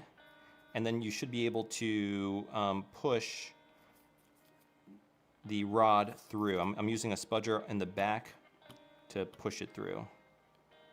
Let's see, is it caught on something? No, it should be. There we go. Oh, and actually, might want to move the laser forward a little bit. Okay, there we go. Push that through. There we go. Once you get it through enough, you can actually just pull it out, like so. And we have this rod, which we're going to clean and lubricate later. And for this, I think I was basically taking the laser out. This assembly looks pretty clean, so I'm just actually going to leave it in. I'm just going to flip it out like that. I've been basically taking the ribbon off to clean. But basically, we're just going to clean around here, especially this other guide rail. We're going to clean and grease that. And then I'll also show you how we grease the actual CD assembly, or CD module. Because you want to clean the portion that rides on the rail. I'll show you how to do that, but let's first clean, excuse me. Let's clean the rail on this side. So basically just take some isopropyl alcohol that's going to break down the grease, and we're going to clean that rail off. You can see how dirty that is. That's all the old grease. And this will ensure that the laser assembly moves nice and smoothly. And then we're going to also try to get underneath of it any grease that's maybe under there. Take our dry side and kind of pick up anything else. So yeah, nice and clean. And then we'll get a new Q-tip. And we're just going to clean around, just a lightly. Let me zoom out a little bit. There we go. and just pick up any loose dirt or debris.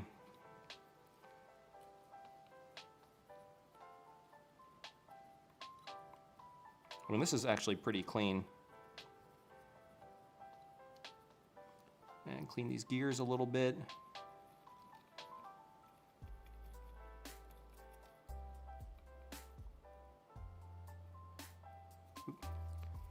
Some of the lint got in there. Let's get some of that out.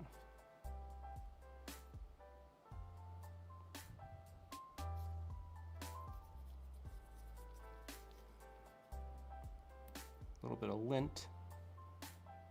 I don't know if you could see that, but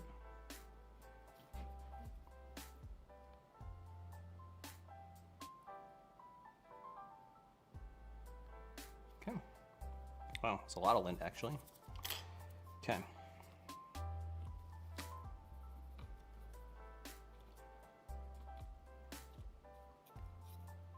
Actually, clean the spindle a little bit.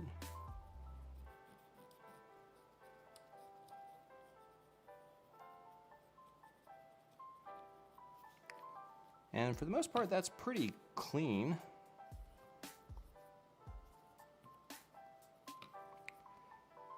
Let's see here. Okay, yeah, so now basically I'm going to show you how to clean. What's important is this. So I have this very small tipped Q-tip. I'm going to put a little bit of isopropyl alcohol in, and what we're going to do is we're going to clean, you see, let me zoom in here. So basically that opening right there, that's where the rod rides on, and there's some old dirty grease in there, so we're just going to go in. That's focused. There we go. We're just gonna go ahead and clean that all out. And so the metal rail, once it's lubricated, this will slide very nice and smooth on there. And then there's one on the other side as well, which we're also gonna get, which might be a little bit. I'm gonna have to probably do it lightly off camera, just because it's still connected, but. I can get to it from here. You can see, wow, look how dirty that is. That's all that, ugh. So we're gonna get another one, a clean one.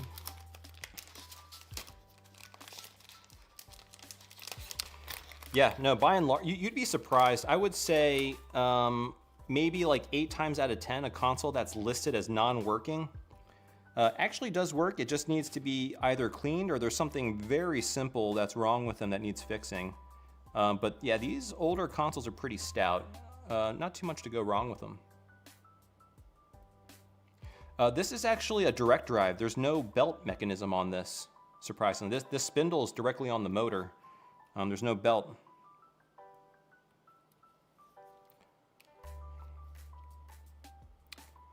And that's pretty much it, guys. I mean, that's all it really requires. Oh, actually, we want to clean also right here. This is where the other rail rides on. So you want to clean that up. Get all the grease off of that. And that's pretty much it, guys. So now what we're going to do is I'm going to clean the rail, which is right here, and for that I use a Kimtech wipe.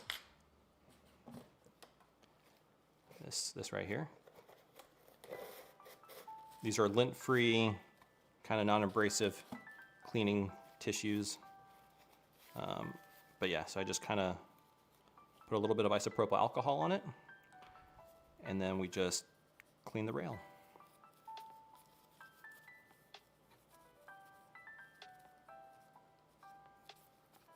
Okay, and then we just reinstall it.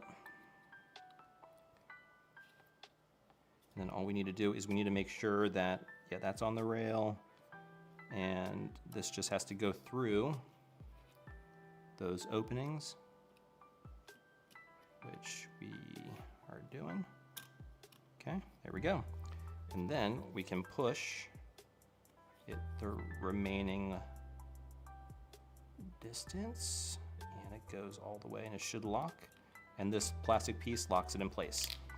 And then, yeah, works perfect. Now, of course, we need to grease it. And I use this polyolefin. It's supposed to be safe for plastics, metals. I use this to grease all the laser assemblies, and the way I do it is I just take a little Q-tip, or not a Q-tip, a toothpick. Put a little bit on there. And what I do is I have this go all the way to one extreme. And I just kind of put a little bit on the top, a little bit on the bottom, a little bit on the side. And you don't have to be perfect. Once we guide the laser forward, it'll spread it out. And then we do the same thing on the other railing. Just put a little bit of grease. And also on the plastic piece here. Okay, and then what we're gonna do is we're gonna have it go forward. And then we're gonna put some grease on the back half of the rail.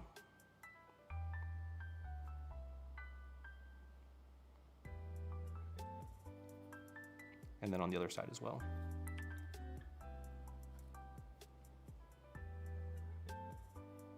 Again, you don't need to be perfect. Once you move the rail up and down, it'll spread it out evenly.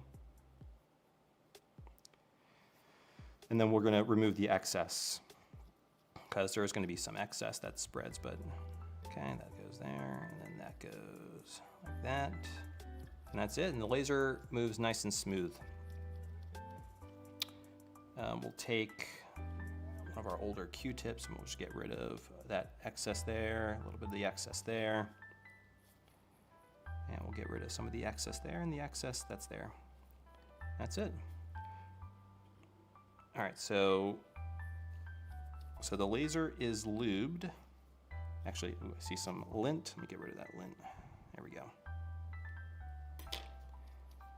And then the last thing we're gonna do is we're gonna clean the laser lens.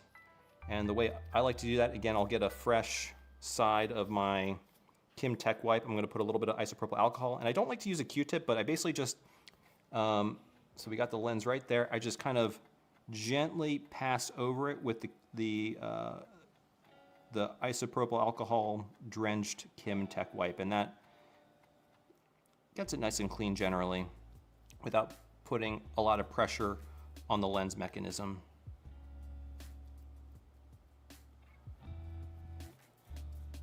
And then I'll take the dry end. That's it. That looks pretty clean. I think it was clean to begin with, but yeah, and then we'll kind of clean around. And there we go, guys. So that's our kind of serviced laser assembly. Yeah, now we can start putting things together. Let me...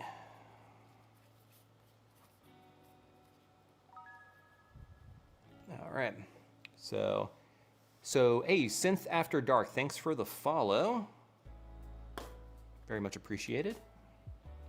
Okay. Now let's assemble, we'll assemble the bottom first because we're gonna test to see if we did anything. I don't think it's gonna work, but it doesn't hurt to try. Okay, okay, now another thing I'm gonna show you guys, I didn't do it yesterday because I forgot to, but just to, again, make sure that we get all of the, let me see here, just to make sure we get all of, there we go, the moisture out of these screw posts. What I like to do is I take compressed air with the straw and I put it just above the screw post and I go, actually, let me show you that on the other angle so you can actually kind of see. But like, for example, this screw post right here, I put it right over, just like that, and just a little jolt, and that gets any moisture that's in there out. Let me just show you again on that screw post. It's just, you just put it over it, right over it, not in it, but over it, and that forces out the moisture. That's just probably being overly cautious, but that's what I do. So I just go over all the screw posts and do that.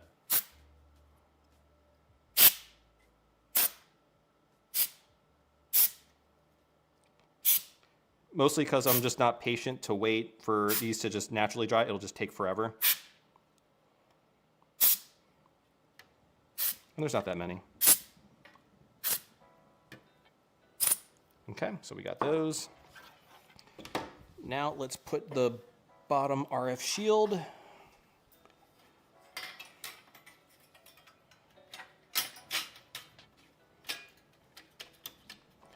We'll put in the motherboard. Okay. As well as the controller port.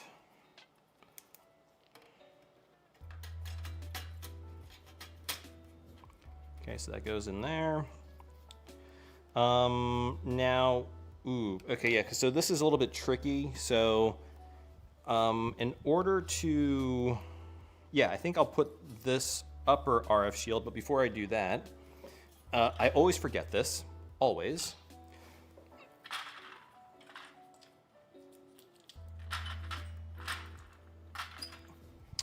But we got to put the cartridge slot sliding mechanism in there. Or not sliding mechanism, but it's like a piece of plastic where the expansion cards slide into. That goes right there. And then I got to put the pylons onto this. So let's not forget that. Ooh, maybe this is like the Model 1. And I need to press. Yeah, these are going to be a little bit challenging to put in. You got to really push in the tab to get them to go in. Because some of these RF shields have very sharp edges and they catch the tab.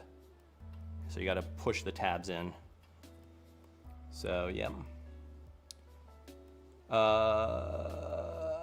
Yeah, so satiator, that's it's kind of like the Saru, but it goes in the expansion slot.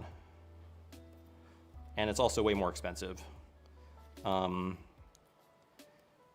think it's supposed to be have maybe slightly better game compatibility, but it's just so expensive. Okay, cool. All right, so those are good. And then we're going to put in the screws for each of them. Let me get this out of the way temporarily.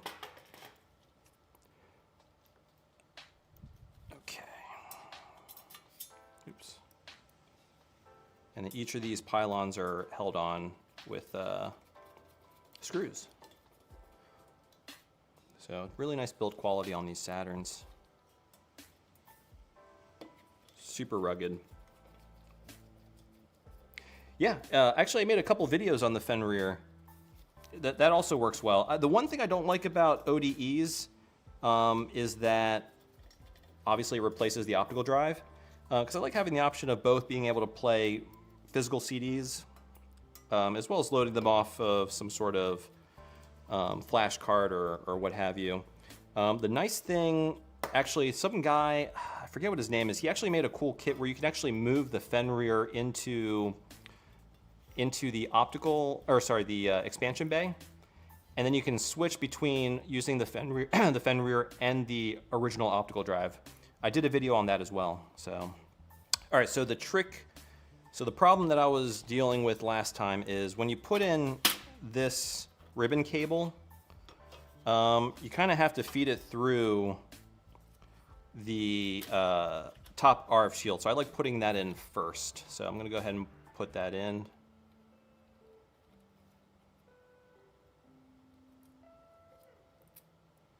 Okay, so that's in there. And then you gotta feed, let me get that on camera. Yeah, right here. So you gotta feed the ribbon through, kind of like that. And then we can put the RF shield, ooh. That's gonna be, actually maybe I have to put it in, oh no, there we go. Oh, also don't forget the ribbon, this cable here. But it's a little bit of a juggling act.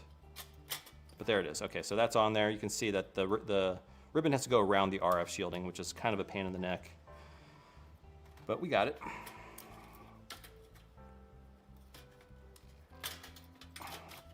I'll drop that in.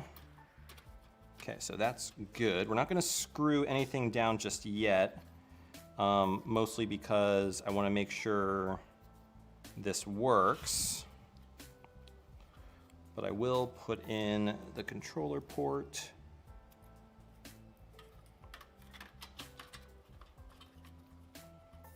Ooh, controller port goes in under. Okay, so we gotta slightly lift that up. And that goes under the RF shield.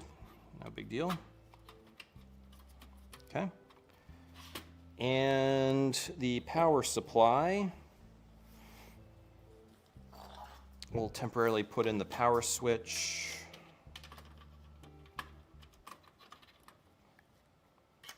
As well as this insulating piece right here.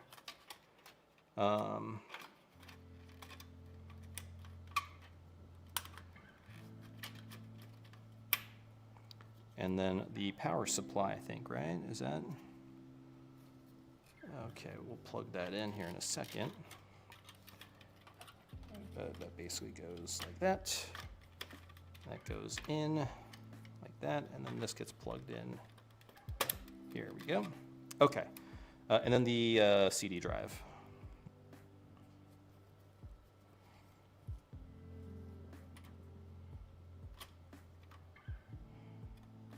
How crazy would it be if this worked, guys? How crazy would that be?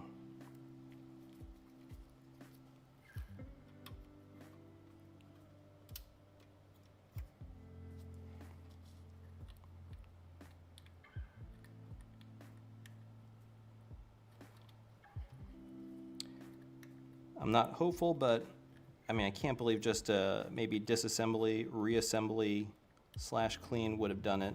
That would be insane. Okay, all right, so that's plugged in. Okay, so we're gonna try a game. Obviously need a controller. I don't think we're gonna need it, but we'll see. Move the there we go. Okay, let's give this a shot. What do you all think, guys? Do you think it's gonna work? Let me see here. So yeah, that's plugged in, that's plugged in. Plug that in, that's plugged in. That's plugged into a, ooh, that's interesting. Why is it doing that? Okay. Plug in a controller.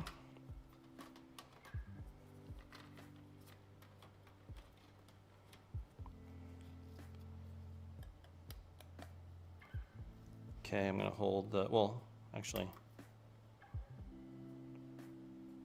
yeah, nothing. Blank screen. I wonder, okay, well, the laser is working. That, I don't think it was doing that before. Strange. So,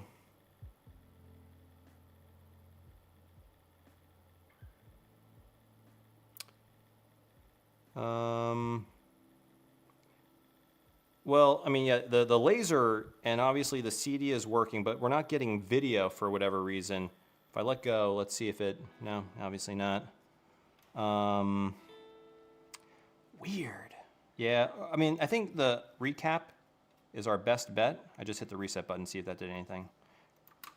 No, and then obviously we turn it on. Nothing. Yeah, I don't know. BIOS issue. Maybe. Yeah.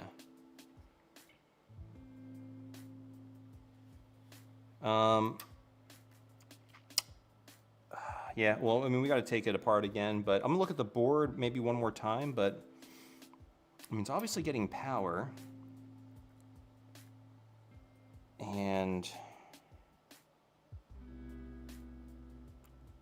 And the when I close the CD, like, obviously it spins, so it's kind of working. This game is scary.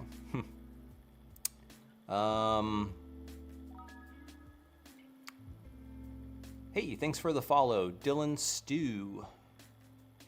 Yeah, I don't know, guys. Well, at least we know the CD mechanism works. And we know power supply, I want to say, is working. I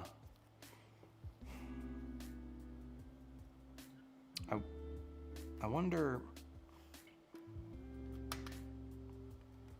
No, because that would bring a... But I had 2 Saturns with the same issue, fixed by recapping the... Yeah, that's probably what it is. So, yeah. Well, at least it's clean. This will be a good candidate for... Maybe I'll do the recap on this one first. But yeah, let's just put it back together and that's it. Okay. But yeah, bad PSU not giving enough power to fully, but that could be. Measure the power output. Yeah, I mean, the pins are right here. I'm not sure what each one is for. So, yeah, I don't have too much experience with the Saturn. I mean, I guess I could just do each pin and then ground right here. Yeah.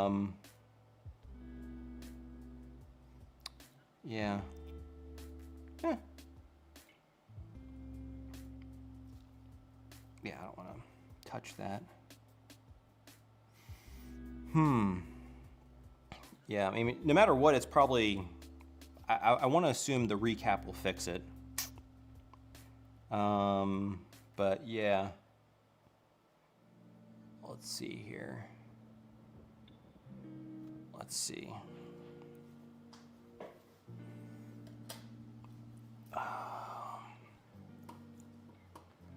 If we go up here, over the table, let's see.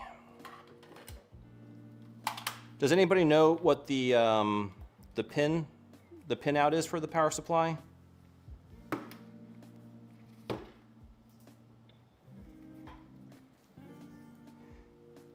FYI, some of your videos are apparently set to children. Anyone who subscribes a while watching one of those can't send...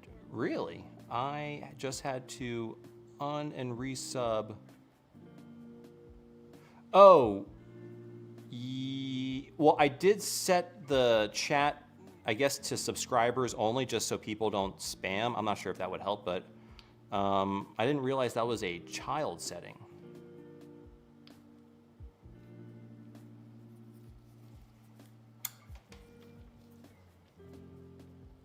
I think you should definitely do the PSU mod on this. Oh, yeah. Oh, you know, I might have a Saturn.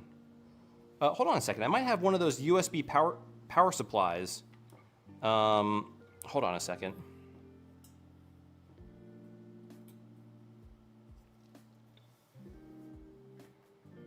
All right, let me see. Hold on one second.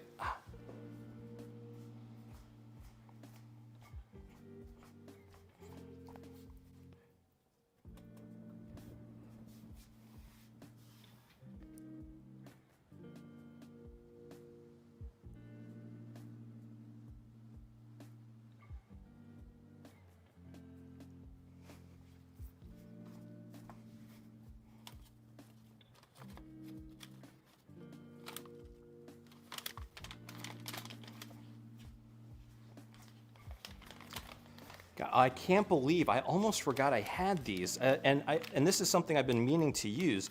So I think it's Retro Robot maybe sent this out. Hold on a second, guys. Let's. How cool would that be if I have a power supply? This is from, I want to say it's Retro Robot, but let me see. Saturn PSU. Almost forgot about that. Oh yeah, these are nice. Oh, wow. Okay.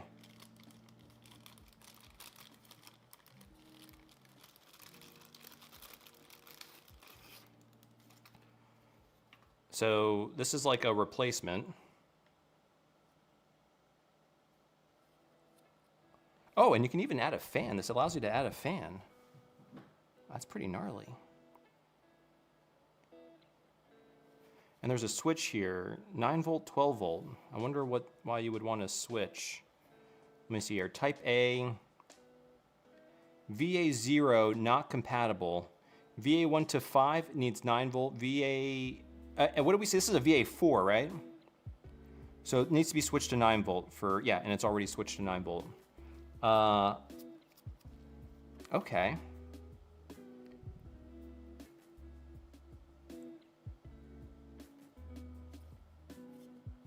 Type B cover. Do not remove. Okay, I'm a little nervous using this. I'm not, Type C. What? I mean, only this. Oh, I guess do different Saturns have this in different places?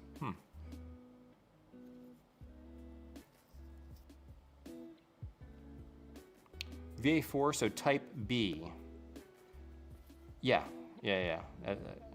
But what is that Type P cover? Do not remove. I don't know what that cover is for. Does anybody know what that cover right here is for? I don't know. It's gonna come up on in focus. Yeah. What does that mean?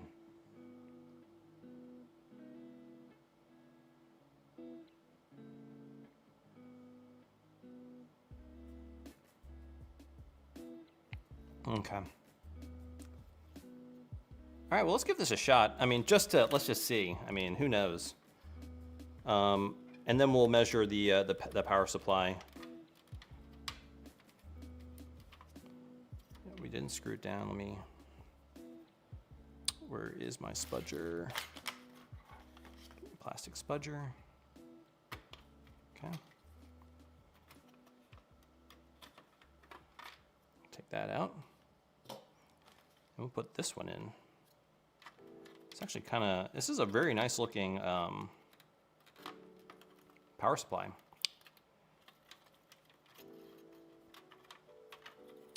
Oh wow, this wire is very stiff.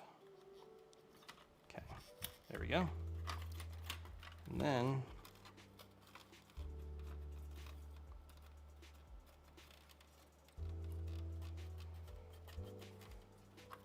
that is really tight.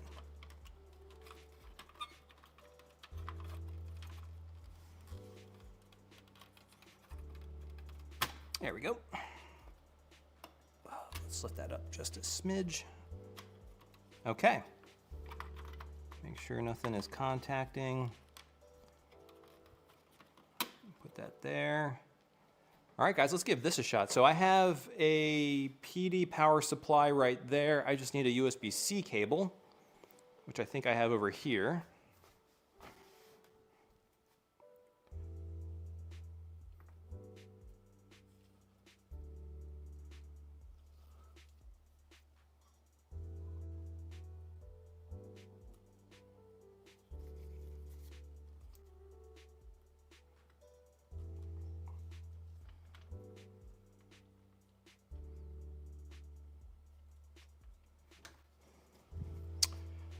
Huh, I need a USB-C to USB. Oh, here we go. Is this USB-C to USB-C?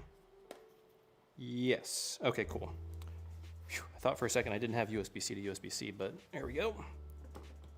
Let's see if this works.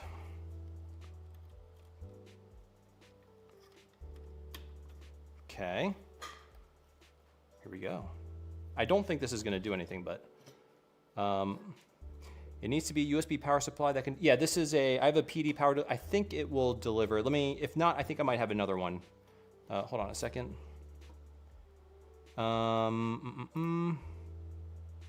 Okay. The lights, okay, maybe it's not enough power.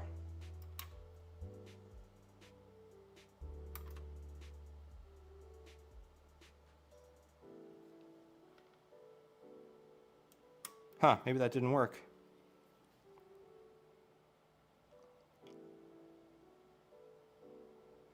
Ooh, guys, maybe we killed it. Oh, geez. Oh, no. Let's see here.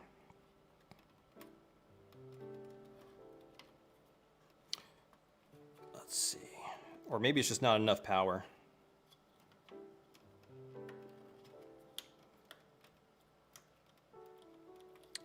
Let's see.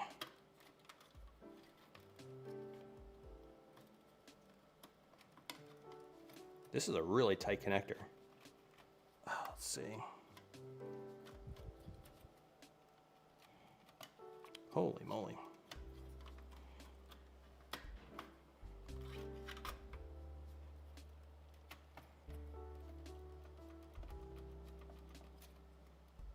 Very tight. Okay, let's put this one back in just to make sure we didn't break anything.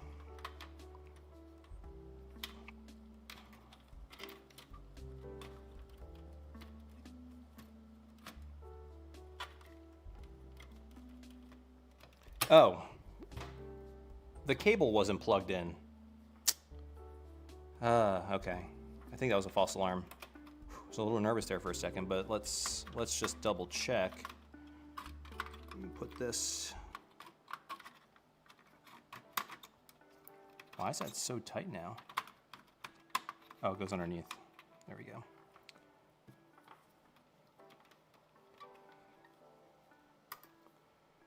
Okay, yeah, so still same problem. The PSU mod I have on mine isn't for USB-C, but a normal power supply depending on the model.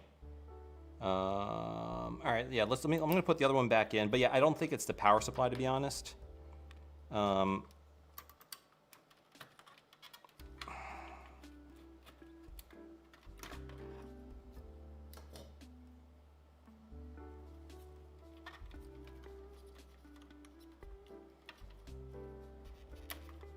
Put that back in.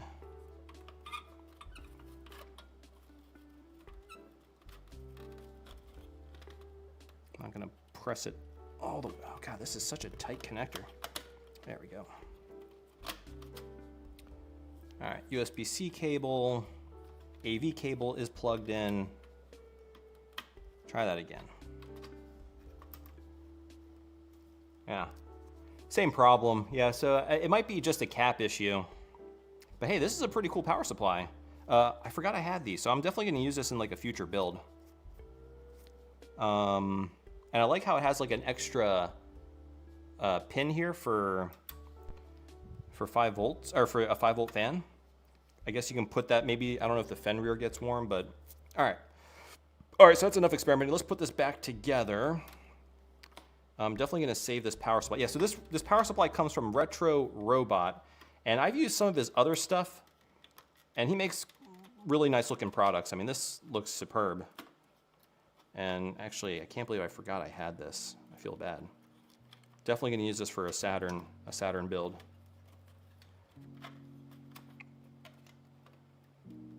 Oh. Yeah, I was using this brick right here. So this is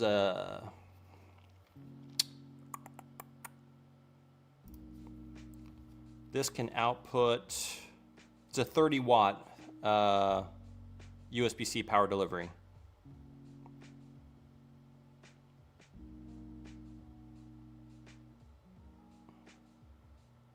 So.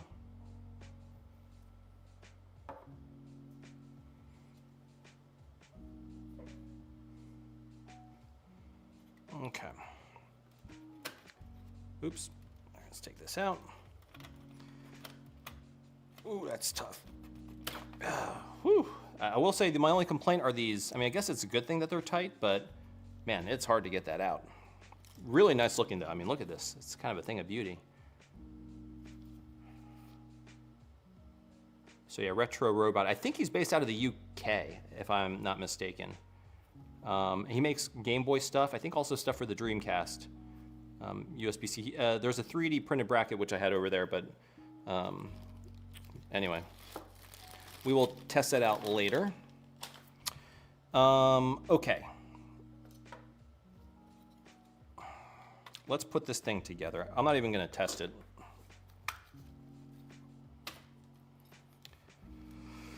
Oh.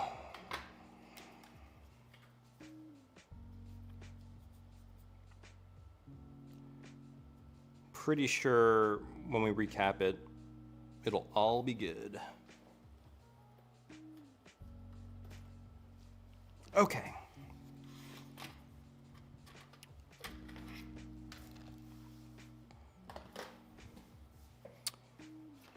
Whew.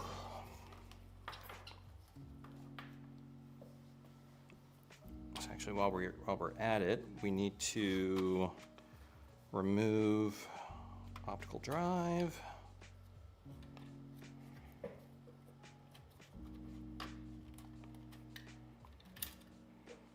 And we're gonna go ahead, I'll put the shroud back on. Beautiful. Okay, so now we gotta put the screws around the RF shielding.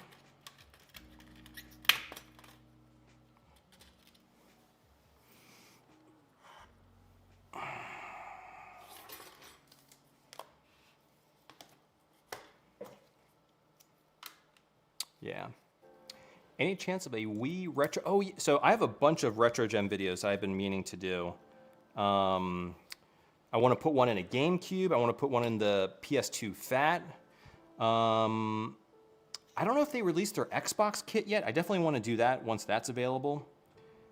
But yeah. All right, where's the RF shield for? There it is. Okay, so this. Ooh, I'm gonna have to remove this ribbon cable so I can put this in. Does that go on top or below? It might actually go below. Let me put.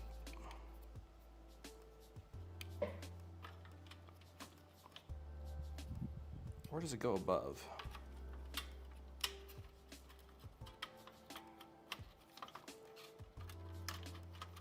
Yeah, it goes below.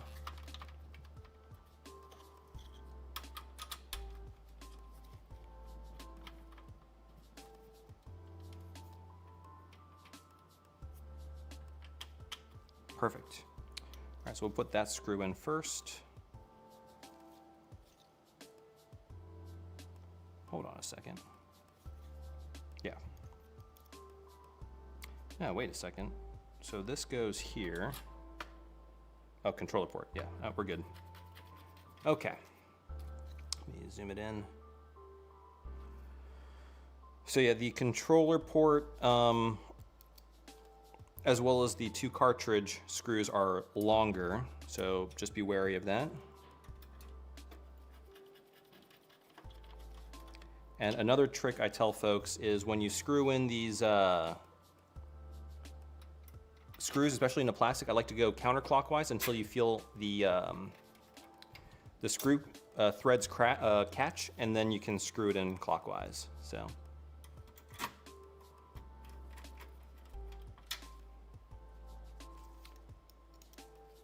Let's see here.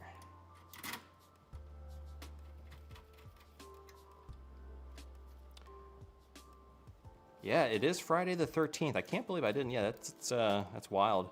I feel like that doesn't happen all that often. How often do we get Friday the 13th?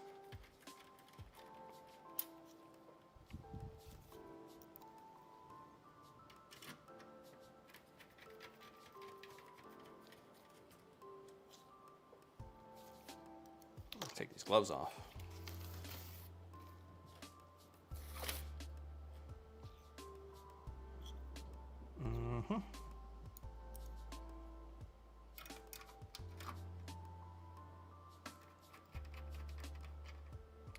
Twice a year? Oh, twice a year? Okay. All right. That's actually pretty more frequent than I thought.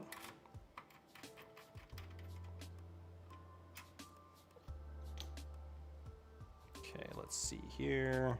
We'll put the power switch in.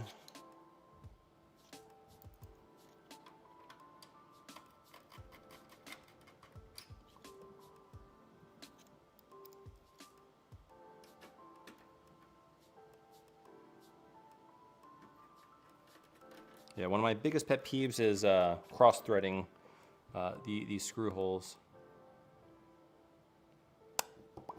Okay, so now we're going to put the power supply. So let's put this in first.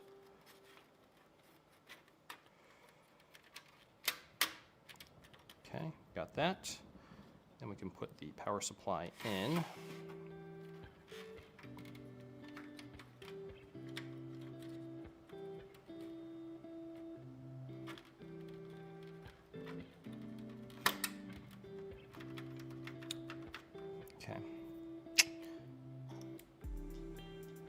So it's held in with one screw all the way on this end,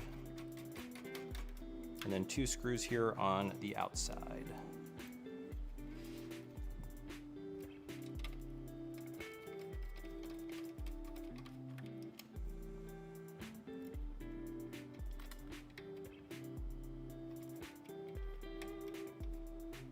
There we go.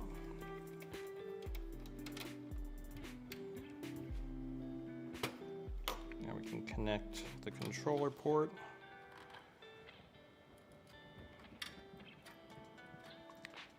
Then we can put in the, before we do that, we gotta put in this little grounding piece right here.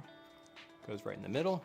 Hey, Valmarex, thanks for the follow. Got a lot of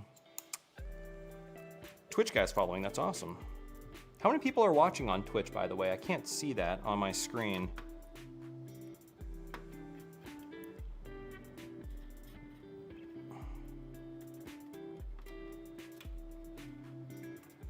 Five. Okay, cool.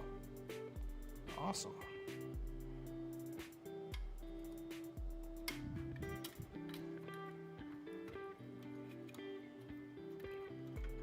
Okay, so we got that there, put that there.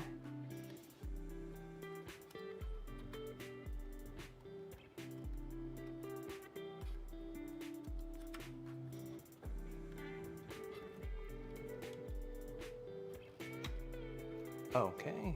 Oh, it says 8 now. Okay, hey. All right.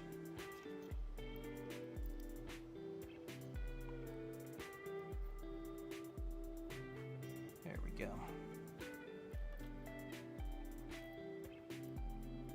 Come on. There we go. Yeah, welcome Twitch people. Yeah, I mean, I mostly do YouTube videos, but I wasn't sure when it comes to streaming, do more people watch on Twitch or do they watch on YouTube? And I think it's, I mean, obviously most of my audience is from YouTube, so makes sense, but. Okay, awesome. Okay, so we got the bottom half fully assembled. Now we got to just assemble the top half. Okay, all the parts are right here for that. There we go. Okay, so the way we're going to do this is we'll do, I think we're going to do the hinges first. Okay. Ooh, the light pipe. Almost forgot about that. All right, so the LED light pipe just goes right here. Oops. Just like that, and it just sticks up. Oops. There we go. Anything else I'm forgetting? No, I think everything else is for the top part. Now, something that's interesting, this actually has like a metal dowel for the, I guess where the, right, you see that? Or like a metal peg, that's what the door hinges on. I haven't seen that before in the 3 that we've modified, or the other 2. Anyway, that's neither here nor there. So, okay, what we're gonna do is we'll take our door, we're gonna feed that through. And just like that. And we're gonna do, let me get this microfiber cloth. We're gonna put this hinge on first, and the way we gotta do that is, let me switch angles here, is we also gotta put the, let me see if I can get a good angle of that. We also gotta put this cartridge flap on at the same time. So what I'm gonna do is I'm gonna get the spring for the cartridge slot. I'm gonna put it on, and I'm gonna basically just sit. Actually, you gotta put this peg into this side first. Oop, and hold on a second. Let me get the spring right. So that goes in there, and then you just drop it in like that. And that just drops into place, and that peg is gonna get covered. Let's see here, was it this one? No, that's this side.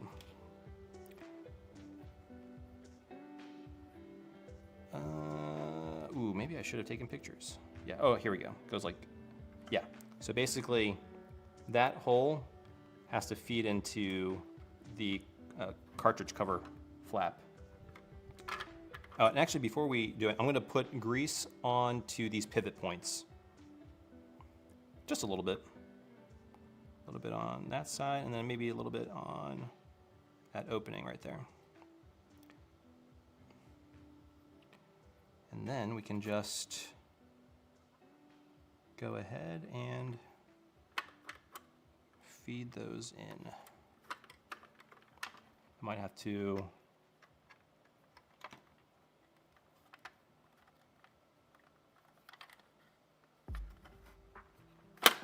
oh, there we go. Okay, so that just slid in.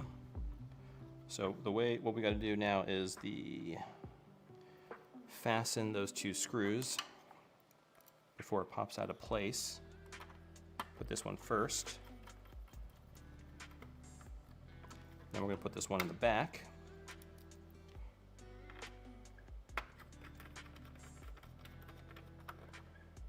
And what I'm hoping, because actually here we're going to put this dampening thing on. This was skipping before, so hopefully, I don't know, maybe it was something was loose, but hopefully that fixes the skipping issue. That when I was kind of closing the CD door, it was like skipping gears, which is not ideal. But that looks like it's making solid connection there. So let me see if we can angle it. But yeah, everything is nice and tight. Everything's well lubricated. The door opens and closes just fine. Actually, this is catching kind of like the other one was before also. I don't know why it was doing that, but no. Okay, we're good. Cool. Now let's put the spring load. Oops. Ooh, hold on. There we go. Let's put the spring-loaded side on now. That's going to require this and the spring. Let me clean the spring. And if I remember correctly, this goes like that. And then I'm going to put some grease on this pivot point as well. Not too much. And that slots into this opening like that. Fantastic. And then we just secure that with 2 more screws.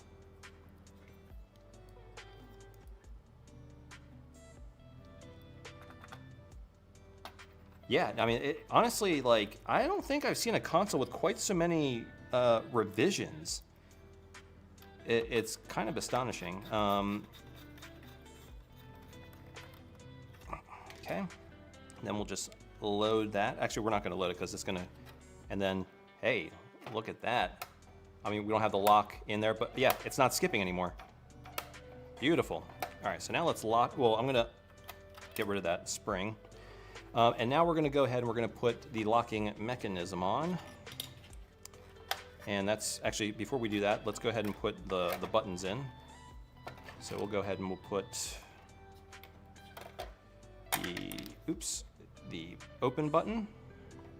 Before we do that, again, just put a little bit of lubricant just in there.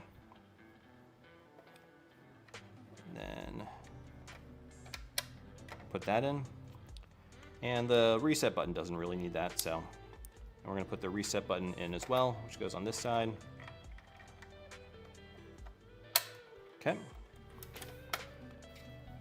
Then, now, let me get it so you can see this.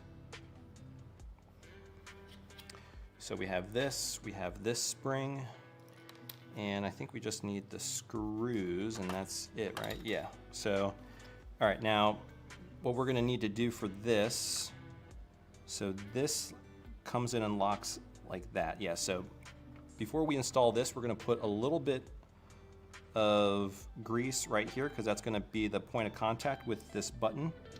And we're going to put a little bit of grease on the lip of this button as well, again where it's going to pivot. And then we're also going to put a little bit of grease on this point because this is where, or actually we'll put it inside because obviously it pivots in this point as well. So we're just going to go like that. And then we'll put this right here behind that pillar. And then we'll secure it with a screw. And that's that, guys. Pretty much, almost.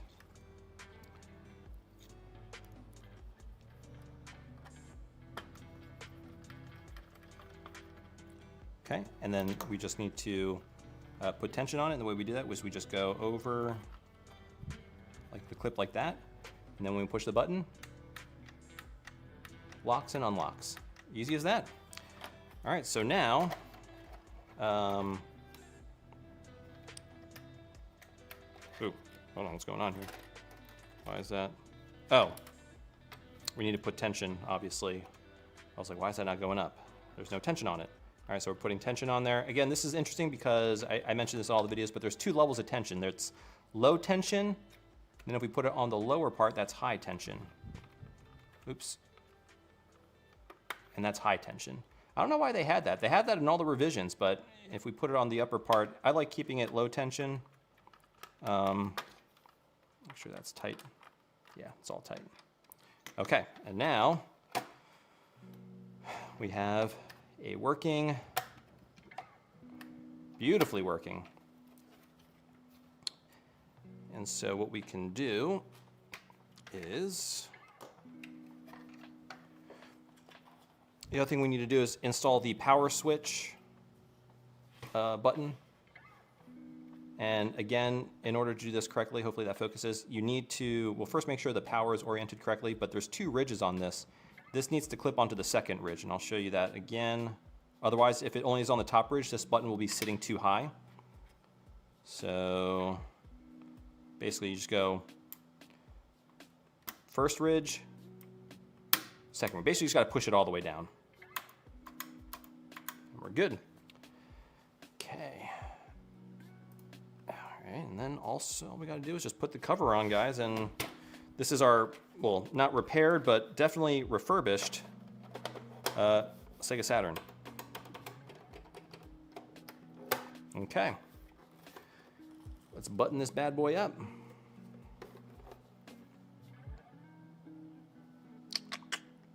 Okay.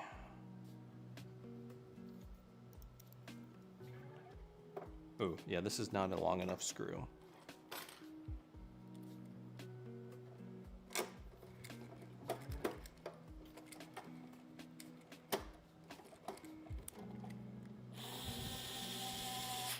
Yeah, see, this is a nice screw because it stops at a very low torque, which I really like. I'll show you how it does it. So, so first I'm going to make sure I catch the thread.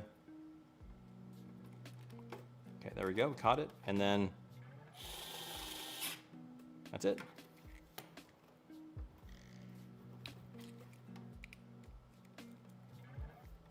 Yeah, I'm not, so Sparks and Zero, I'm not a huge fan of the magic eraser, especially on plastics like this.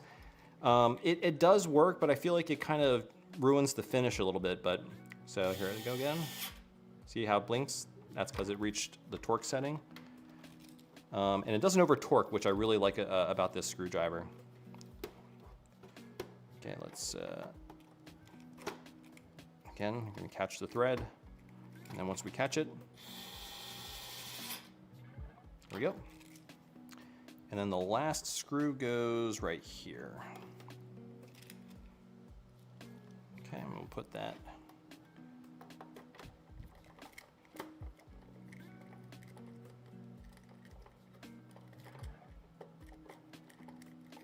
Okay. There it is. And that's it. Okay, so this is pretty much I mean, it's unfortunately it doesn't work, but we're gonna try and fix it maybe in a future stream. But at least it's clean. But let me just show you, especially for those that you know, who haven't. This is the first stream. I'm gonna show you everything we've been working on here. Hey, Aeolus Maximus, thanks for the super sticker. Much appreciated. Thank you. Awesome.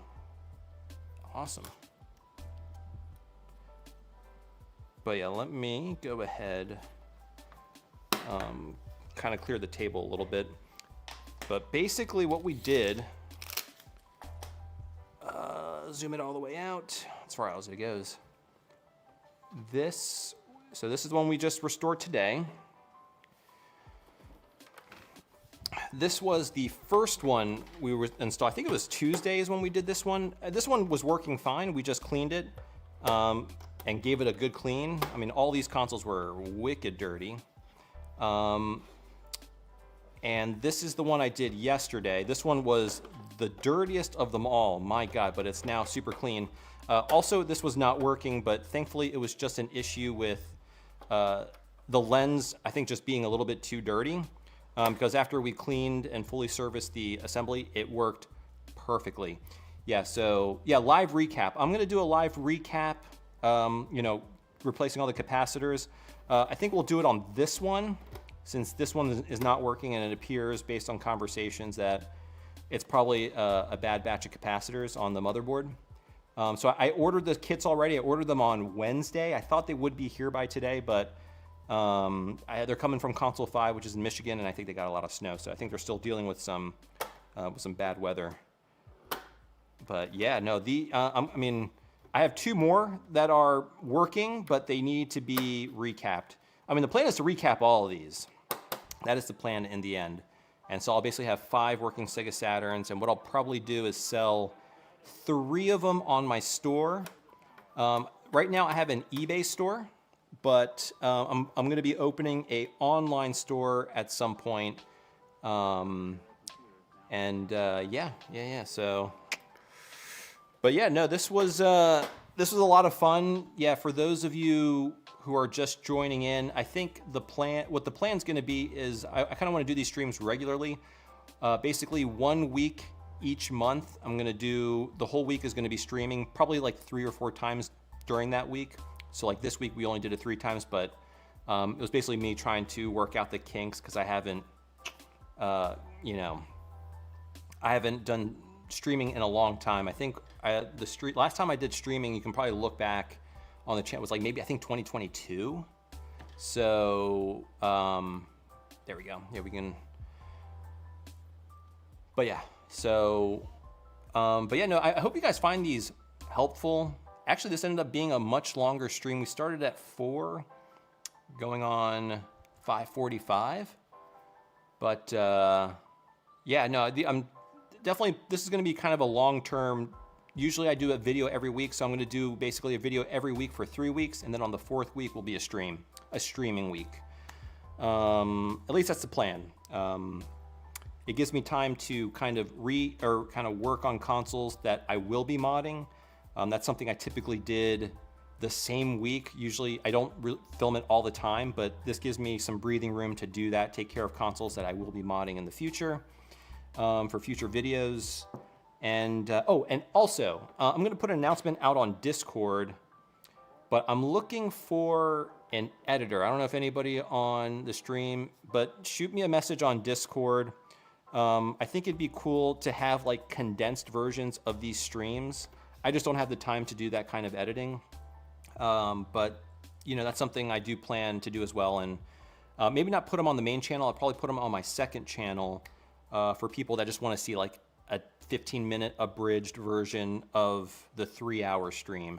So they don't have to watch the whole 3 hours. They can get all the highlights. But yeah, let me know if anybody out there does editing, video editing. So yeah, so I do have a Discord server. I think there should be a link in this description. I'm trying to be more active on it. But yeah, so cool. No, I appreciate you all joining in. these are always a lot of fun. I enjoy refurbing consoles. It's probably one of my favorite things to do, more so than even modding the console. I just like kind of restoring, giving these things a second lease on life. So, but yeah, replace the Saturn cart slot which uses Genesis and attach it to a Raspberry Pi. I don't know if that's something I could do, but that would be pretty cool. You know, put a Raspberry Pi in a cartridge here and yeah, I don't know, do something cool with it. But yeah, cool. Guys, thank you so much. I think that's all I got. Yeah, all right.